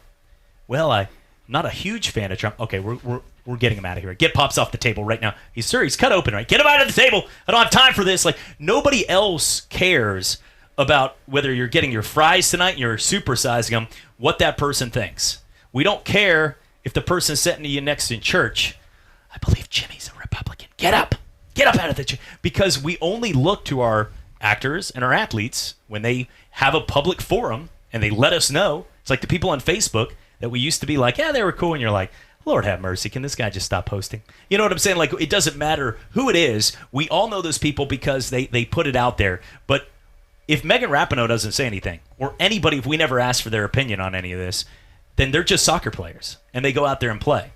But the second they open their mouth, we stop watching the team as a whole. That's what I'm saying is they were the same human beings. They just opened their mouth. Right. And because of that, I'm not going to stop watching a sport that I like. And I think we need to start looking at that way. And like I said, if you're not, a lot of people have said no. Family members of mine, I'm not watching it because it's okay. Completely understand. I get both sides. Mm-hmm. Not against you. I don't agree with what she's saying. I'm just saying I'm not going to give up watching the Americans work hard every 4 years to win another championship of the world, a sport that the world cares about more than anything. Think about it. This is the most important sport to the world, and we just beat them all. That, to me, is even more important. Because when we beat them in basketball with the Dream Team, they're like, come on. We had an NFL football championship. We got people out there like Orlando Pace in their prime and pitching it to Zeke Elliott versus some Russian guy that we've never heard of. Franz Hordenhoff, you might have a good offensive line out there. Japanese sumos would win a lot of games at the goal line in 4th and 1. But overall, we're going to dominate those sports that we dominate. It's like if an Argentinian team played against Canada in hockey. Canada's not, well, we did it, folks. We beat them. We even played roller hockey for them. But it doesn't matter because that's a sport they dominate. The world loves this sport more than anything and uses their products more than anything for the sport. And we just won it. So to me, kudos once again for the women not only winning, but dominating, except for that game in England where we'll take that call at the end. Yeah, I think you're right. I kind of feel sorry for those people that, if there's any liberal point of view, they completely boycott it. I mean, those people can't watch the NFL anymore. 99% of popular and rock music they can't listen to. The NFL they can't watch. They can't watch the World Cup. And what if some college football player kneels down? Are they going to quit watching that too? So you can take it to a little. The entertainment business is filled with people, left-leaning people. And so you're going to just have to, unless you don't want to watch anything, you better get over it. Yeah. Look, Alec Baldwin's one of my favorite actors, but some of the things he says in his political realm, I'm obviously not going to agree with. But, man, Alec Baldwin is, I love his movies, and he makes me laugh. So I'm not going to stop watching his movies because of what he said out there. That's what I'm saying. Now, if somebody if you had an Aaron Hernandez jersey and he murdered a bunch of people, and you're like, I'm not going to wear this guy's jersey anymore. If you had an O.J. Simpson plaque because you were a huge USC Trojan fan, and you took that down from your house, that's okay. I mean, please. I mean, if you owned a white Bronco in the L.A. area and you used to drive the highway to work, and you got rid of it and sold it, that's okay. But at the same time, for this, I'm not... I think not really even though this person is not a sports figure, I think they summed it up perfectly. Alice Cooper, who's part of the new band Hollywood Vampires with like Johnny Depp and Joe Perry and guys like that, they have a song that's called We Rise on their new album that come out. Somebody asked him about that and the political views of the song. He said, really nothing political about it. We just wrote a song that we enjoyed. People are making it political. And that's going to be the same way with sports. People are going to make anything and everything political. If you take a stance on something, even if it's not anything to do with like a popular opinion that's going through the mainstream political news frame, people are going to try to twist it and make it political. So you could come out and say, LeBron James could come out and say he's not going to eat a certain type of food anymore. Somebody's going to make that a political statement, because it's a polarizing figure in society making a statement. And unfortunately, we talked about this before with players inside the NFL. We were talking about injuries. We don't see our professional athletes as human beings. We see them as performers, entertainers. We don't want them to talk. We don't want them to be normal human beings like us. We want them to shut up, play the game. And when they open their mouth and they give their opinions, a lot of people tend to overreact and freak out about it. She was giving her opinions. She's got every right to do that. Just like people have every right to boycott and not watch the NFL or Team USA or whatever. It's part of, we just celebrated 4th of July. Team USA just won. Part of the thing of being in this country is so great. We can have those type of expressions. And I think this is something that, I think it's been blown a little bit out of proportion. I think because there was kind of a back and forth between her and the president, especially on social media, that's going to make it even worse. Yeah, obviously, yeah. But yeah, I mean, look, people that boycotted this had every right to boycott. She had every right to make the statement she made, whether they're wrong, whether they're right. You have the right to do them, and that's what's great about this country at the end of the day. And I'm not rooting for Rapinoe. I'm rooting for America. Absolutely. If somebody else if she couldn't make it and somebody replaced her, I would have the same amount of pride as in the team. That's the wrong word for Rapinoe. But when it comes down to somebody like a Tom Brady, a quarterback, every Boston fan. But if Brady goes out and Scott Zolak came in, or Ryan Mallett came in back in the day, I would hope the fans were rooting the same amount for Ryan Mallett as they were for Tom Brady. Because at that point, when Matt Castle was the quarterback, I was hoping they won. It's just like Nick Foles and Carson Wentz. You could be the biggest Carson Wentz fan in Philly. You hopefully were rooting for Nick Foles just as much because he was your quarterback. It was your team's quarterback. He was on your roster. I mean, if we took everything in 2019, look, Steve Tyler was sitting there from Aerosmith getting to do things like host, I believe, American Idol. Yep. Think about if he sang songs in 2019 like, oh, dude looks like a lady. Think about how many people would protest that concert. Think about that. How dare you? What do you mean dudes can't look like a lady? I thought that was fun. I mean, that's what I'm saying. We celebrate the old school. Everybody was on drugs and nobody cared. But the difference is today. He comes out and he sings Janie's Got a Gun. Boom, gun control. That's exactly. Yeah, Little John, when he said, to the windows, to the walls, till the sweat drops down. I can't read that font. I'm sorry. But sometimes it gets to the point where you read these things and they became huge hits. Yeah. And now we just deal with it. And it's a world we live in. It is the world we live in, and it is sad. But if you do agree with it, it is what it is. Blue Angels week, big week coming up here. It is indeed, and it starts on Wednesday with Breakfast with the Blues, and then that's right. Yeah. And then there's a Thursday practice air show, Friday air show, and then you get the whole kit caboodle on Saturday with all the stunt planes and it's probably wise to go out there maybe on Friday rather than Saturday, unless you're taking a boat. That's right. I had breakfast with the Blues in college. It was a very depressing morning. I also got to watch the Blue Angels once. But it was I actually got to host it last year. It was pretty fun. Yeah, you got to broadcast. That's right. I say that. He said, "Wait, he threw that out of left field." Yeah, last year got to broadcast on the beach, Pensacola Beach Hilton, with Molly Barrows. As Did well you, as create some Blue Angel drink? I did, by the way, and Southern Magazine picked it up, and it actually is my look. Jeff Malahy, who is the bartender at Pensacola Beach Hilton, right? Here was my reasoning for it. This wasn't like a long strategized, like this will go down in history. If it does become, which it will, probably this drink will continue. I've told 3 different bartenders in the area, and they were like, "Oh man, we're gonna make that this week." So we were out there on the beach, Pensacola Beach Hilton. It's my friend. It was a great crew. We were televising it last year for live TV, and I remember sitting there out on the deck, and it was me, Molly Barrows, Christian Garman, and also Dave Barker, who used to work for CNN, great guy. He came in, he's like, I get a free vacation, and I live out here, why not? So we all sat there and filmed. It was a fun blast. We had a great time, but we were thirsty, and it was hot, and everybody was drinking, having good.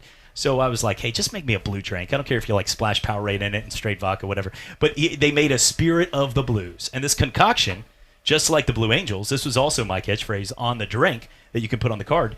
Just like the Blues, this drink will take you from 0 to 700 miles per hour real fast. Because it was like a Long Island. It was all just mixed. It was blue Curacao. It was 3 different types of Malibus. And it was triple sec, orange juice, and something else. But it was really good. And then instead of like an umbrella, you use like a mini Blue Angel as a toothpick kind of thing. and these drinks would have gone huge. You know what I'm saying? I think these things, and Southern Magazine picked up on this drink and other places. So if you're drinking that, just think of me. And if you want to send me one. There's such a thing as Southern Magazine. There was Southern Magazine. I got the article when we're done here. Well, that's not the name of it. It's Southern Living, maybe? Or maybe Southern Magazine. I think he was trying to cover. No. I've got this. You caught that. You caught this that. Is, wait. No, I was just sitting here wondering, I wonder which place is actually going to have this, because I might have to try to find one on Saturday. How dare you? No, it really is a Southern Magazine. I believe so. Well, I've got one in Eastern Pensacola magazine. Okay. No, that's pretty good. I was completely off. Not even close. Livesouth.com. But I can't click the article though. They must have boycotted the Blue Angels. Must have came after. They're like, no. Copyright infringement. Yeah. I will check this out though. But it is a drink now. That is my drink. I will show you. Because I was this picture right here is the drink that I created. And it became a style in the magazine. That makes me wonder, because there's an establishment over on the beach that has one they're calling a jet fuel for the weekend. Everything that was, nobody ever had this idea besides me to mix something blue in their drink for Blue Angels. This looks like my favorite new drink, which is Baja Blast. And this is clearly dated. Good. This guy's a con. Look at this. This is on. That is clearly jet fuel. Oh, so were you first, or was that jet fuel this first? Guy's about to have a lawsuit. No, 1946, because I have that date on there, and a picture with me with the blue on there, by the way. No, because I remember yes, seeing that's right. pictures of you on Blab with it. And you were, I just sent it in today. They should be showing this on, I'm sorry, someone producing back there is there it is, yeah. Look at that. How about that? Wow. We have pictures of the Blue Angel drink that I created. That is impressive. And just want to make sure now, is that to the let blue people know. That's right over there on the wall?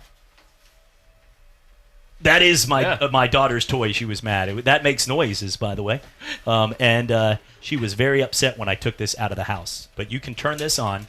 This is a Blue Angel toy. This is great radio, folks. As we are about to have Pete Shinnick on, by the way, at 6:15. But this somewhere in here. Very nice. Yeah, this thing sounds just like him. Yeah. And after about 3 days, my wife was like, "Get that out of the house," because as much as we love Leighton's toys, that is very annoying after about a week. So it came over here, and $9.99. It's a good deal for that, by the way. Yeah, I got that. Yeah, right there on the beach. We're having dinner. All right, moving on here. Quick, if you want to sound cool at the beach this week before all the concoctions, a Spirit of the Blues that I created kicks in. 1946 was the first ever Blue Angel establishment, by the way, when they first started officially. That's when they counted in Jacksonville. June 15th was their birthday because it was their first air show. 2014 was the first ever woman pilot, Katie Higgins. 1946, they tried to find a name for them, and some of the names were Skyjackers, Death Cheaters, Flying Buccaneers, Navy Cats, and Sea Eagles. None of them worked, so they end up getting it from a bar. A local bar was the established name, just like my drink. Look at the famous stuff, but they were the one right there. The average Blue Angel pilot is 33 years old, and that is something where, that's an old-timer. That's like, Jennifer Capriati, when she was like 24, was looked at as like getting her ARP card in tennis. 33 is very old for a Navy aviator. And that's like, meaning from a standpoint of where you go from school, because a lot of them start in their 20s. Now, there are guys in their 40s that still fly, but this is something where the average 33, so you pay your dues. These are the top ones of the world, obviously. And sadly, everybody thinks it's always perfect, and we actually got to break down on a telestrator last year, but 28 have passed away to the 270 pilots, and that's around 10%. So it is a risk, obviously, that these guys are doing, and some of those actually died in combat too, in the Korean and Vietnam Wars. So it wasn't just in air shows. But the Blue Angels are more than just a show, a huge part of Pensacola, and something we're excited about this week. And I knew News Radio will be covering it. Yep. I'm excited about that as well, right here, News Radio 92.3, and looking forward to it. When we come back, we're going to talk some UWF football with head coach Pete Shinnick right here. He is the spirit of football in our own backyard. At Denny's, you can get 2 eggs, 2 pancakes, 3 pieces of sausage, and 3 pieces of bacon, all for $5.99. Now, before you say, wow, that's a lot of meat, know that this dish has its fan base right there in the name. This is for people who really love meat, the super meat lovers. So if you're a super meat lover who likes the idea of getting all the meat you love at a super low price, then the $5.99 Meat Lovers Slam is for you. See you at Denny's. Price and participation may vary. Limited time only, no substitutions. Sports is live and local every Saturday from 11 to 1. This Toronto Raptor team deserved this championship because they played their butts off in the series. Sports Call with Jordan Glass and Davis Allen on your radio, on Facebook, and YouTube. Hey, maybe you played for losing teams growing up. You just maybe don't understand what it's like to be a champion like this. But guess what? Whenever you are the best team in the world, you're going to let everyone know you're the best team in the world. At ESPN Pensacola 94.5. Pensacola Beach isn't just a sun-soaked white sand paradise. It's also the best dance floor in 50 states. Every Tuesday night, the stage near the Beach Ball comes alive with great music you know and love. Bands on the Beach are free shows every Tuesday through October, and they're brought to you by the Santa Rosa Island Authority. Tomorrow, it's Gretsch Lyles and the Modern Eldorados, your favorite rockabilly sounds and a dance party that's out of this world. Join us for live music every Tuesday night at 7 for Bands on the Beach. Sizzling summer savings are here at Bob Tyler Toyota with special low Bob Tyler prices on new 2019 RAV4 LE for just $219 a month. New 2019 Camry LE just $179 a month. Or the new 2019 Corolla LE just $134 a month. Bob Tyler has over 10 acres and $4 million worth of pre-owned inventory, including Toyota certified vehicles. Get to Bob Tyler Toyota while the savings are hot. The approved credit, 12,000 mile, 36-month leases, $49.99 cash or trade equity down, excludes tax, tag, registration, title, 0 security deposit. All prices include $899.50 dealer fees. Dealer for details. Expires 8/31/19. He was a star quarterback at Pensacola High, played alongside Gator great Steve Spurrier, and rose up the ranks to become head coach of the Buffalo Bills. Now, he's talking football on ESPN Pensacola 94.5. Coach K brings football to life year-round. The teams, the players, and the front office. Talk football with Coach K every day at noon on your radio. And Coach K live on Facebook and YouTube at ESPN Pensacola 94.5. Here are the ESPN Pensacola 94.5 contest rules. You can win one prize per household per contest in any 30-day period, unless specified by individual contest rules. All prizes on ESPN Pensacola 94.5 are non-transferable, non-redeemable in cash, nor exchangeable for any other prize. ESPN Pensacola 94.5 prizes must be redeemed within a 30-day period of winning, and you must be 18 years of age or older to win. For a complete list of rules, visit ESPNpensacola.com.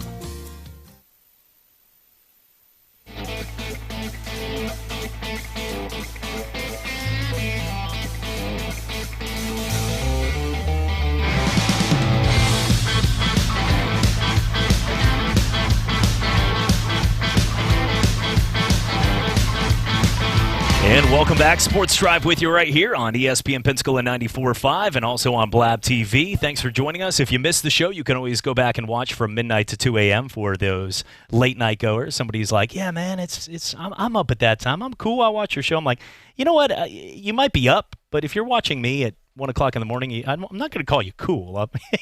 You should be, if you're up at that time and you're single and you're watching me on TV as a rerun, I would hope that you're out there enjoying life a little more. But we appreciate everybody that watches the show and listens in. Joining us now, the head coach of the UWF Argonauts. He has been the coach of the year in Division II football, built the program from scratch, took them all the way to the national title a few years back, and coming off a winning season and another great offseason as we get ready for some summer camps right around the corner. Head coach Pete Shinnick. Coach, we always appreciate your time. I hope you had a great 4th with your family. Really did. Thoroughly enjoyed it. I hope you did too. So excited to be back, and we've got our camps coming up this Friday and Sunday. So great week for us to be back in the office and getting ready to go. See, you have a big family of kids and also your family of players of kids. So I think the word recovery mode would be a fair way to assess today on a Monday, getting back from a long weekend. No doubt. There's always something going on. So, when you take on this endeavor, which I've loved every minute of, been coaching over 30 years now, been a head coach over 20, really loved every minute of it, and enjoy all the pluses and minuses that go along with everything that takes place. But, yeah, recovery's good. Now it's focus on the month of July and get ready for the season. But before that, like I said, the 2 camps, a very important part of what we do. We'll have players from all over the state and really all over the country. We've had guys come from everywhere to be a part of our camp, and it's a great opportunity for us to really get a look hands-on, who they are, what they can do. You give a guy instruction, you see how he handles it, you talk him through certain things. It's a great time. Our staff is phenomenal at instructing, and really I think it's one of the better camps around just from an instruction standpoint. The guys get the opportunity to learn and grow, and it's really, they get a chance to learn and grow, we get a chance to evaluate. So we really cherish them. Talking about the camps, like all of us in this room, I'm sitting here with Jordan, Jeff, myself. You live and breathe football every day as a living. We get to talk sports, but I think everybody listening to the show, if you're listening to ESPN Pensacola 94.5, you're probably a sports fan, and the home of the UWF Argonauts football as they get set in about a month and a half for the first game. Coach, talking about the fans that are out there that are just been waiting, chomping at the bit to get out there and watch a little bit of college football, how can they get part of that? Is it open for the public to at least get out there and watch some of these practices and these camps? It is. The camp, like I said, we've got, their high school camps. They'll be in the evening on Friday, starting around 5:30, 6 o'clock, and on Sunday the same time. We do have a lot of spectators show up. Obviously, parents and family are there to watch their young men, but we've also had other people from the community just see the lights on or see the big crowd and want to come be a part of it. It's open to the public, and our players don't start practicing officially until August. They report August 9th. And so once that schedule is set, all our practices are open to the public, and we love having the community out. We've got 2 scrimmages set. We'll announce those dates here where we want to get as many people as we can up on campus, up to watch us play on Penn Air Field while we're getting ready for the 2019 season. Speaking with UWF head football coach Pete Shinnick, who's kind enough to make time for us right here on your home for Argonauts football, ESPN Pensacola 94.5. Coach, looking right now at some of the things going on in the world, we just watched a great moment in history as the United States women's soccer team just beat Netherlands and won another World Cup for America. But a lot of people today are, talking about the protests or not doing this or the kneeling and that, and it's sort of unfortunate. I'm not going to use the word either way because I'm not taking a political stance, but when we talk about these things, we get to do it in the media and then go home and not deal with it. You have a bunch of kids and responsibilities with players and parents and a lot of people to deal with, people on Twitter and what they believe in. How do you deal with your athletes, and do you guys have a strict policy on what they can and cannot say pretty much on social media? Well, we tell them 2 things that really kind of hold up for social media when they're out in town, when they're in campus, when they're on campus, when they're in class, when they're in a restaurant. We really stand by this. Number one, you always represent 2 names, okay? And the first is your family name, and the second is UWF football. So wherever you go, you're representing your family name, you're representing UWF football. And you've seen the Greek word arete on a lot of things that we do, and we talk about arete quite a bit. But, arete is excellence in everything we do. And so, as our program theme, we're talking about, carrying ourselves with excellence, doing things in a first-class manner, doing things that represent the University of West Florida with excellence, and doing things that represent your family as well. So we want to, build on the foundation of every young man that comes into our program. His parents and, a lot of people in his life have built into him. We're just trying to build on that. And, we want him to walk away really being a better husband, being a better father, being a better employee by what we're doing. And so when you look at everything that's out there, Chad, and, you just mentioned one of them, and just a lot of stuff going on, our job as coaches is really to constantly talk about what that looks like. So, we bring it up a lot. If there's an issue that we can draw attention to, that is an opportunity to educate and an opportunity to help, we're going to do that, because really we've got them for, a certain amount of time, and we want to impact and influence them in a positive way. every opportunity we can. And I always think it's funny how people just look at sports as a broad term. And we love what Coach Burkhammer, Coach Yelton, or what a lot of the coaches do across the board. But some sports you only have, 9 or 10 or maybe 12, 15 at the most on your roster. You guys have a pretty large roster compared to the other sports, and I bet you'll laugh at that with some of the coaches that come by when they say, man, it's been a tough day working with some of the players. Be like, yeah, imagine times 10. And I know you guys got a great assistant staff and all the people that help, but I think that gets lost in the mix sometimes. Is it's a little bit bigger to try to deal with close to 100 football players before the season starts and then cutting down that roster. Well, it's funny. I had an opportunity at a previous school to talk to, the basketball team. And, I was like, hey, where are we holding the meeting? Because I was just thinking, our meeting, we need a big room.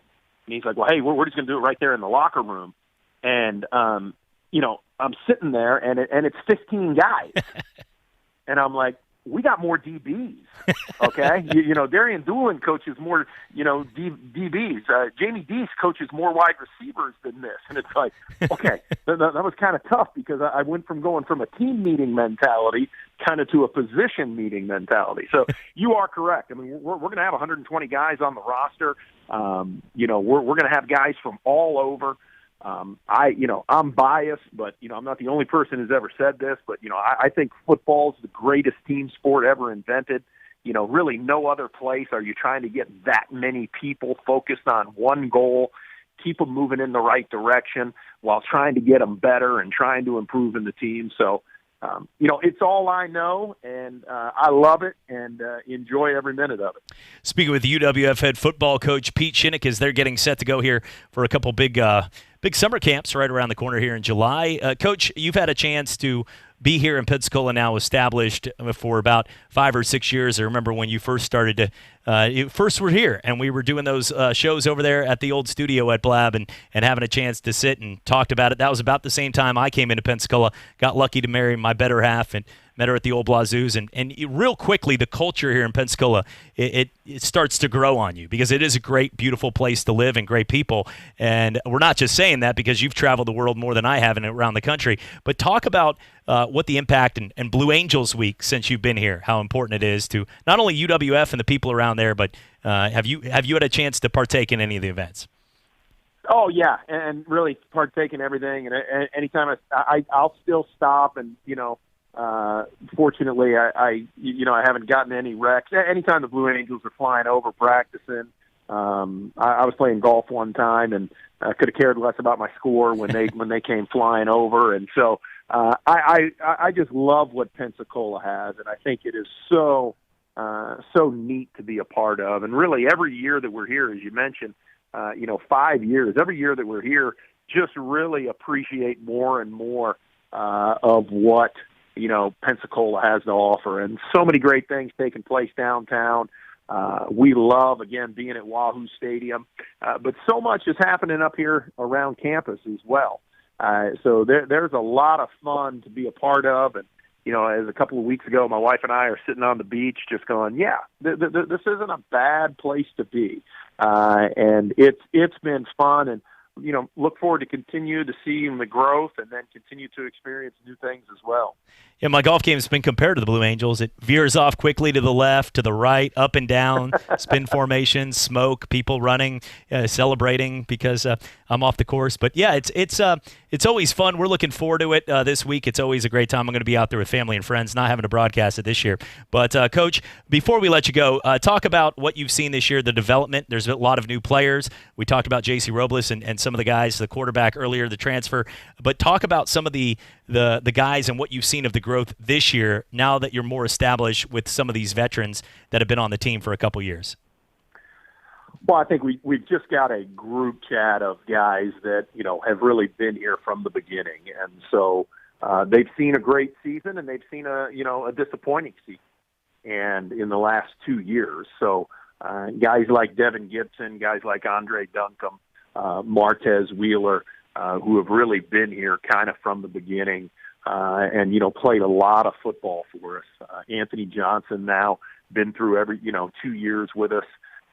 So we feel like we've got a great core that understands, what the expectation is and how well they're going to have to play, really, and how well they're going to have to practice day in and day out for us to be the team that we want to be. So I love where we're at. Very excited going into this year with who we have returning and what this team looks like.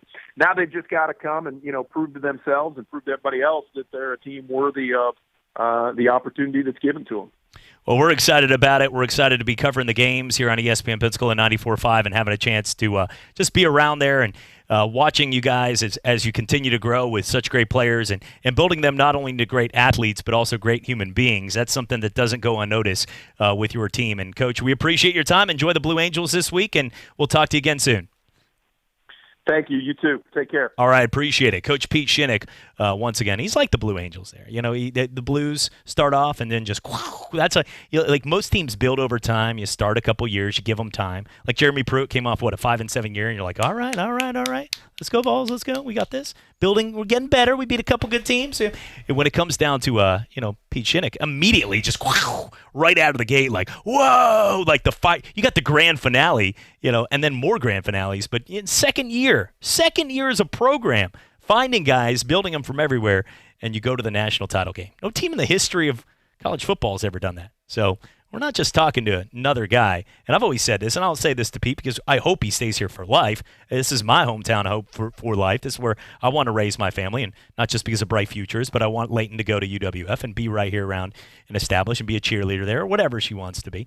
But at the same time, what he's done is incredible. And I just hope, Jordan, as an Argonaut yourself and everything, I'm just hoping that we can have Pete Shinnick here as long as we can because, honestly, there's nothing different from what Pete Shinnick is capable of doing compared to some of the top head football coaches in not only college football but in the NFL. And what he's done might actually be a little bit tougher because he's taken a program that did not exist and he's put them on the map. I mean, it's one thing to take a program that used to be good and rebuild them back up to that level, but when you take a team that did not exist at all and you put them on the map in year 2, that takes an incredible coach to do that. So I think he's going to be here as long as he wants to be here. There are going to be some offers made, though. If he continues to have the success he's had with UWF in these first few years, there's going to be some offers made down the road. Jeff, you're a Pensacola native growing up here, and before there was college football, and having a chance to watch it means a lot to you and your family growing up here, being a Pensacola native. But you got to say, I mean, Pete Shinnick's something. He's a special guy. Absolutely. And, as Coach Shinnick mentioned, Pensacola is not a bad place to live. No, it's not. And it's not a bad place to recruit athletes to either. And so he's already proven that he can get the players here. We know what a quality coach he is. And so that's a formula for success. They had a little bit of a down year last year, but that's a hiccup. They'll be back and they'll be, competing at the highest level of Division II for years to come. Yeah. And so, I think it's very important, as Jordan mentioned, that we keep Coach Shinnick here. And so hopefully they'll pay up a little bit and try to ward off the suitors. Pay up to Coach Shinnick, folks. Exactly. I want to make that clear. And and we get the honor. Jordan and myself have both hosted with an NFL football coach in Kay Stevenson, a PHS grad and somebody that got to coach the Buffalo Bills at the highest level. He's been a coach, and he said the utmost respect for Coach Shinnick. Now, to walk into and be an NFL coach is something that it comes with experience. The years of developing experience. But he has the tools, comes from a pedigree of football coaches, that he could be that guy. Doesn't mean he could step in tomorrow. Dabo Swinney wasn't Dabo Swinney who he is today 10 years ago. But he has the capabilities of being that guy, and not too many people do. There's not too many people you look at and you say he could be a head coach at the next level. A lot could be coordinators, a lot could make that jump, but very few you look at somebody and say, yeah, that guy could be something special. That's Pete Shinnick. Yep, you're absolutely right. We're coming back. I just wanted you both to say I agree, and then we're moving on. True. At that point, we'll take a break. At that point, when we come back, we are going to we've been trying to geofence the person's house that took my concoction drink of the Spirit of the Blues. We will find them. You guys have not been involved in this. I've been doing this behind the scenes. And we will arrest them. We're coming back for more right here in the Sports Drive. What if people had a battery level icon? Like on your phone? You'd see a lot of us in need of a recharge. Thank goodness there's 5-Hour Energy. Because just one sugar-free, vitamin-packed 5-hour energy shot can get you all the way back to 100% fast. And isn't life better at 100%? 5-Hour Energy. Get back to 100%. For more information, visit 5hourenergy.com. ESPN Pensacola has you covered from the national and local levels. From Golic and Wingo to the Sports Drive, the Paul Feinbaum Show to Talk Football with Coach K, we have it all. It's the latest and best in sports talk radio, making us Pensacola's hometown sports network. ESPN Pensacola 94.5, also on HD Radio at HD2 98.7 WYCT, and streaming online at our website at ESPNpensacola.com. Now there's more fun for everyone at IP. The beautiful Bayview Cafe is here, open 24 hours, 7 days a week. You can dine anytime and meet up with friends for wine tasting at 850 Wine and Spirits. Plus, if you love sports, IP Sportsbook is where the action is, and now taking wagers. Better up. IP Casino Resort and Spa. There's fun for everyone. Hi, I'm Matt Kenseth. You don't have to be a race car driver to know that life can be full of drama. Some of it you can't control, like mechanical issues, high winds, and rain delays. But there's some drama you can skip. Skip the drama that comes with not having your high school diploma or equivalency. Find free adult education classes near you and finish your diploma. Visit finishyourdiploma.org. That's finishyourdiploma.org. You just need to take that first step and find free classes near you, and leave the drama for the racetrack. Brought to you by the Dollar General Literacy Foundation and the Ed Council. To give batters a different look, pitchers throw a changeup. Your idea of a different look is sunglasses. That's true. But La Quinta Inns and Suites is really taking the different look thing to a new level. Definitely a major league makeover, starting with a bolder, brighter lobby full of comfortable spaces to let you settle in. Or chill out in front of a big, flat screen like Wingo would. Oh, you know it. It's a changing La Quinta look to help you get in the zone and look sharp when you hit that big meeting. Prepare to win at business with La Quinta Inns and Suites. Book now at LQ.com. Pensacola is loaded with famous athletes, and when it comes to seeing a chiropractor for their sports injuries, there is one team they trust, Doctors Edwin Roberts. A family tradition for 3 generations, Doctors Edwin Roberts Chiropractic, next to Legendary Fitness on Mobile Highway, has helped champion athletes like Emmett Smith and Trent Richardson. Doctors Roberts specialize in relieving auto accident pain to physicals for the student athlete. The best treatment for sports injuries is prevention. Call 912-4155 for a free consultation and change your life forever.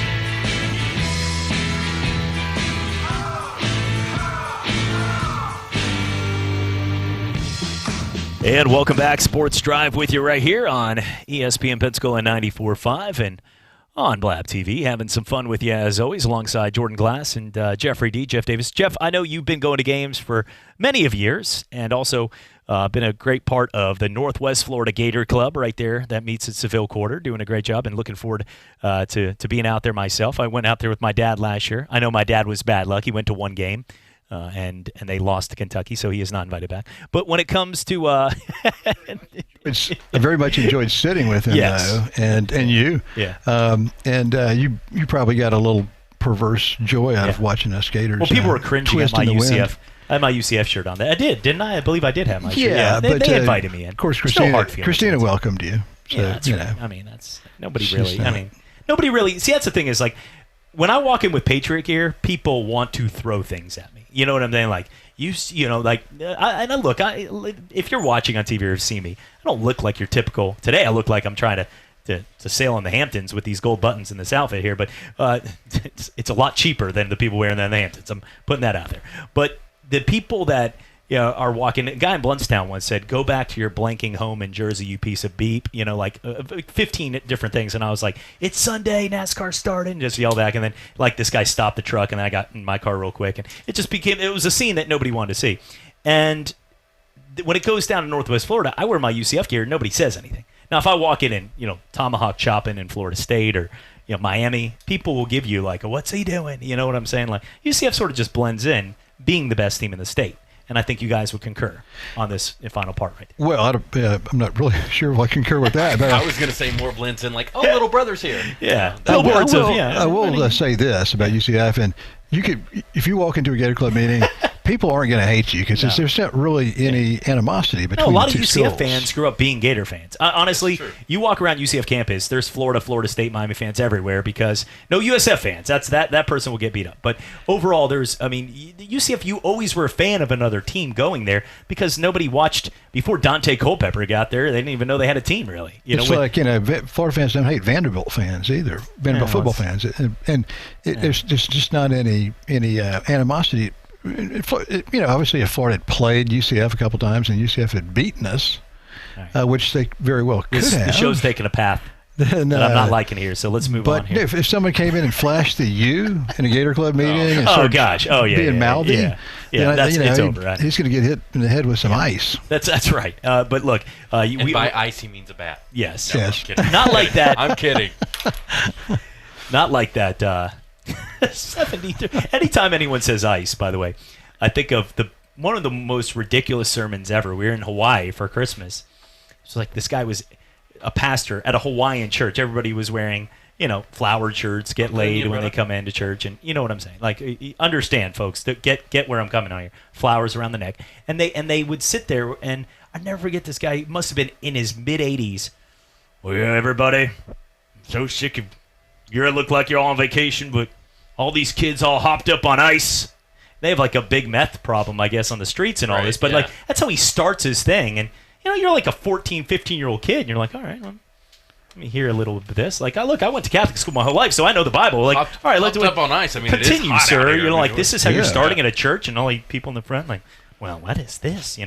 And the kids in the front, what is ice, Daddy? It's delicious in a snow cone, but it that was the most ridiculous. And he went on for about big drug problem, I guess, in Waikiki. I found out huge from that sermon for this guy, and then say 3 hallelujahs, and then for these kids, and moved on and talked about the Dole pineapple plant. It was pretty crazy that day. But getting to more on college football right now, Mr. Two Bits was somebody that obviously meant a lot to not only Florida but a tradition in the SEC. And I remember going to games with my dad. And this guy was George Edmondson, 97 George Edmondson, years old. absolutely, who wasn't a Florida graduate initially. I think he went to the Citadel. Yeah. But started going to games in the 60s and would actually go from section to section with his two-bit sign and a whistle. And he would, this is well before he got in the field. He didn't get a field for 20 years after he started this. But it became a tradition and, really just a lot of passion and energy. Just a great guy that the Florida family really embraced. And so we're sad to see him go. The tradition lives on that he started, though, because, and I heard you mention, guys like Danny Werfel and Chris Collinsworth and Steve Spurrier and quite a few of Lawrence Wright have played that part of Mr. Two-Bits down the field before the game. One time in 2000, I think it was 2007, even did a remix with Missy Elliott on that one. It's 2 bits, 4 bits, 6 bits $1, all for the Gators. Stand up and holla, and then she just went off and just broke out into a concert. Dun dun dun dun dun. And it was, and he broke off into his gear, and he was wearing like an MC Hammer. It's insane before that game. I would have spent a lot of money on that concert, but he was a great guy and somebody that should not be remembered for that fraudulent comment I just made, but a guy that really meant a lot. It's okay. We're going to break out the ice in the next. I was going to say, break. holla! Yes. It would have been fun. You can see that. All for the Gators, stand up, holla! No, I think this year that Miami game. Did you see the ratings, by the way, for the Football Power Index? We were looking at some of these. Yeah, I heard they were top heavy with SEC teams. Yeah, and There's a couple of them that are in there. You know, I think that I heard that Miami was in there in the top 25. Is that correct? That's not where we were. No, that wasn't the path. Florida State. Florida State's in the top 25. They're 21st, I guess. Yeah. And well, I think Florida State's going to be a lot better than people think because of the offensive coaches they've brought in. Last year's Florida State offense was just completely discombobulated. Nobody in the offensive line blocked anybody. The wide receivers didn't block anybody. The running backs didn't pick up any blitzing linebackers or safeties or corners. It was just awful. It was so poorly executed.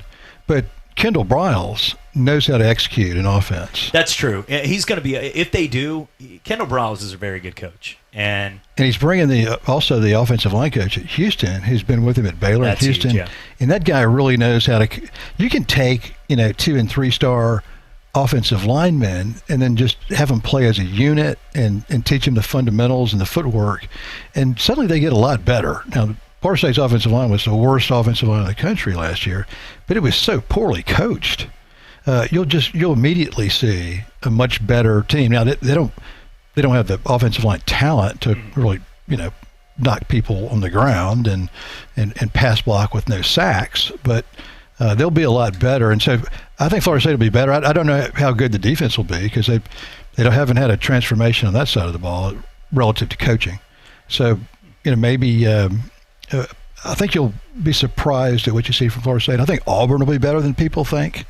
I heard that they were 9th in this FPI rating They index. have one of the best defenses in the country, defensive lines. But the difference is when you're not sure who your quarterback's going to be. And look, we live in an age where true freshmen have not only taken teams at a high level, they're winning titles. True freshman Tua was the one that came in to win the game for Alabama.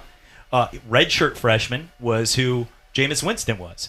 You look at a guy like a true freshman in Trevor Lawrence, champion. Jake Fromm was a true freshman. You had true freshmen battling it out for Alabama and Georgia in the final quarter in what was one of the better games in a championship.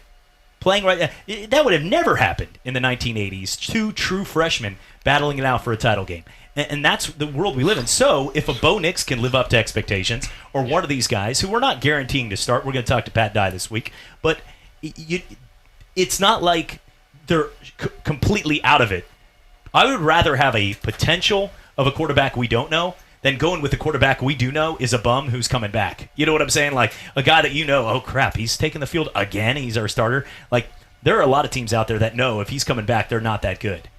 Not the case with they could, but that also could be 5-7 or 11-1. You just don't know which guy. And Auburn has been the biggest Dr. Jekyll, Mr. Hyde in the history of college football over the last decade. When they're supposed to stink, they go out there and they win a title, or when they're supposed to be great, they go 7-5. So I'm done trying to predict what Auburn's record is going to be. Yeah, and here's the thing on Jeff's point about Auburn is I think that for the Tigers, their offense is going to be a team that they're going to throw the ball a lot more than people are going to expect this year because Auburn's that offense that they run the RPO. They go run first, then they throw the football. And Gus Malzahn will be in charge of play calls, exactly, too. Yeah. And he was in charge in the bowl game. They threw the ball all over the stadium. They put, 62 points on the scoreboard. They just blew Purdue out of that game. Wasn't even close from the start. I believe they were up 21-0. First 3 drives, 21-0 on the board. So I think that this Auburn offense is going to be very dynamic. You heard Joe Burrow, or you saw the comments being by Joe Burrow that I asked Brent about earlier about Joe Burrow expects LSU's offense to score 40, 50, 60 points a game this year because he thinks the offense can be that good. I think Auburn's legitimately can be that good. All right, we're going to go ahead and take a break. When we come back, we'll talk a little more. I'm going to give some kudos to Jeff, as he usually does. He brings the brains to the show, as always. Sorry, Jordan. He's a smart guy. He's a banker. You and I picked a path of getting to make opinions that even we fail. I'm going to give that to him. Yeah. If he does opinions and he fails, he could lose his job. We just come back the other day and said, "Whoops." So, that's correct. That is correct. I'm only as good as the last loan that I recommend. Exactly. Right. And if it's not a good loan, then I'm going to be full time with you guys. I'm going to loan everybody a little advice that'll last you forever when we come back from the break. It's the Sports Drive right here on ESPN Pensacola 94.5 and on Blab TV. Go home to mommy. ESPN Radio is taking over ESPN News. You can now watch your favorite radio shows all in one place. From Golick and Wingo. Oh, yeah. To the Dan Levitard Show with Stugotz. All right, I'm available every day, thanks. To the Stephen A. Smith Show. I just don't understand this guy. To the Will Kane Show. It's my job to tell the truth. From morning to night, the best of ESPN Radio is now available on ESPN News. Hear ye, hear ye. I bringeth thee a message from him. A message from the king and his new trumpeter, Stephen. The king wishes me to convey his favor to thine team and thine tailgate. Not yet. He invites thee to let the Bud Light flow forth. And he also wishes me to tell thee that he toasts thee. Waiteth until the end, Stephen. With game day's favorite light lager and the slogan of his kingdom. Oh, dilly dilly. Enjoy responsibly. Bud Light Beer, AB, St. Louis, Missouri. Business owners of Escambia and Santa Rosa counties, listen to this important message. This is Jeffrey, the marketing consultant for ESPN, News Radio 92.3, and Talk Radio WEBY. I've helped hundreds and hundreds of people just like you increase their business traffic and drive revenue into their doors. My service works. I design creative, attention-getting commercials that get results. It works for them and will work for you. I know what you're thinking. No one listens to commercials, right? Well, you just did. Call me, Jeffrey, 262-6000. Lefty-loosey, righty-tighty. Okay, here's the thing about yellow snow. Now I know my ABCs. Next time, won't you sing with me? Learn how to drive, you moron! Remember, you're always teaching. Teach carefully. React with rage, and kids will learn it's okay to do the same. Keep your cool, and kids will do likewise. For advice, visit actagainstviolence.org. Brought to you by MetLife Foundation, National Association for the Education of Young Children, and the Ad Council. ESPN Radio is taking over ESPN News. You can now watch your favorite radio shows all in one place. From Golick and Wingo. Oh, yeah. To the Dan Levitard Show with Stugotz. All right, I'm available every day, thanks. To the Stephen A. Smith Show. I just don't understand this guy. To the Will Kane Show. It's my job to tell the truth. From morning to night, the best of ESPN Radio is now available on ESPN News. Getting knocked down on the football field makes you tough. But getting back up makes you tougher. At Goodyear, we call that determination. A willingness to put in more hours, more reps, and more heart to reach a bar that's sky high. Because the Goodyear blimp doesn't show up for just anybody. So don't be just anybody. Be blimp-worthy. Goodyear, more driven.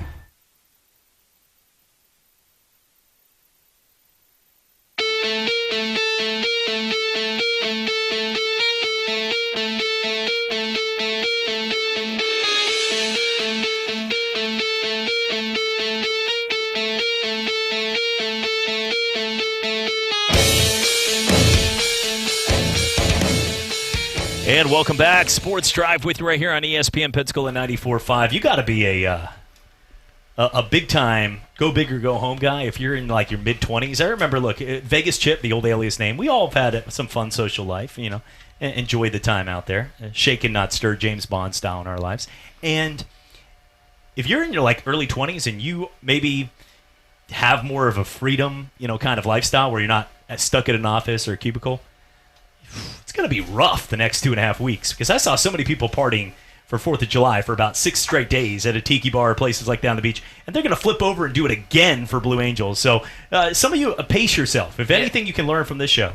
See, I'm going to be out at the beach all day Saturday for the Blue Angels Air Show. Not working, so I'm going to be out there enjoying myself. Yes. And then I have to work on Sunday for Cat Country, our sister station. Yes. So I'm already like... Gotcha. Well, now, how are you getting out there? Are you going by boat? Well, no, I'm gonna get up early. We're gonna be on the pontoon. You almost have to get out at the beach by about 6 o'clock in the morning if you're in a car. When we hosted it last year, I had to leave at 5:30. Yeah, our plan is to leave about 4 in the morning. I wonder if they've rectified the toll booth issues that they had because they were, you know, with the passes, they had them on the right side and they were just it was a mess. You couldn't even get it was bottleneck of traffic just for a regular weekend. I don't follow. I just folks, wrench, screwdriver. No license plate. Never got me. They've never once got me on the. I'm just playing. I'm just kidding. Yeah, just kidding. I actually pay my bills. That toll by plate. Didn't know they sent it to the wrong address. No problem. It was $2.50 to get to Destin Mid-Bay Bridge. Collected late fees up to $24. because they never sent it to my address. So I do want to make that clear. Thank you, Florida Highway Patrol. I paid for it, but that was not cool. $24 to just go over there. I mean, it was probably worth it not messing with dense traffic. I'll still take it, but that's a couple good concoctions. That's a couple good of my Spirit of the Blue drinks that I created. I just want to throw that out there as well. So yes, and we want to congratulate you too on being thank you. Being whatever.com that was that you won the award. Listen, that is my drink. I have a timeline stamped here on that as well, and one day Leighton will have a proud papa who created a mixed drink. I'm kind of thirsty on the itching to drink one of those actually. Yeah. Pay me. Get my licensing fee right here in Shark Tank, and we'll. But hey, guys, one thing I want to say is congratulations, United States women's soccer team. We talked about that a little, but to throw politics and everything aside for a few minutes, that's an awesome feat. Just put it this way: think about everybody around you that cares more about one thing than anything in that sport, and we just beat them all. Yes, because that's what happened. Because every other country we played, that is their number one priority. Where we're saying 43 days till football, woo, and we just beat them all. So congratulations to the women. Absolutely, congrats, and good to join you guys today. Yeah, fun. No politics, but not a big fan of purple hair. Guys, enjoyed it, and we will talk to you again tomorrow right here, ESPN Pensacola 94.5. This is Pensacola's hometown all-sports station and home of the Blue Wahoos, ESPN Pensacola 94.5. Catch all the Wahoos games home and away all season, plus all the latest Wahoos news from Chad Brilliante on the Sports Drive, 5 till game time weeknights. And hey, if your business would like to partner with us as an advertiser or with a local sports promotion, then give us a call at 850-262-6000 or shoot us an email from the advertise page on ESPNpensacola.com. ESPN Radio Sports Center.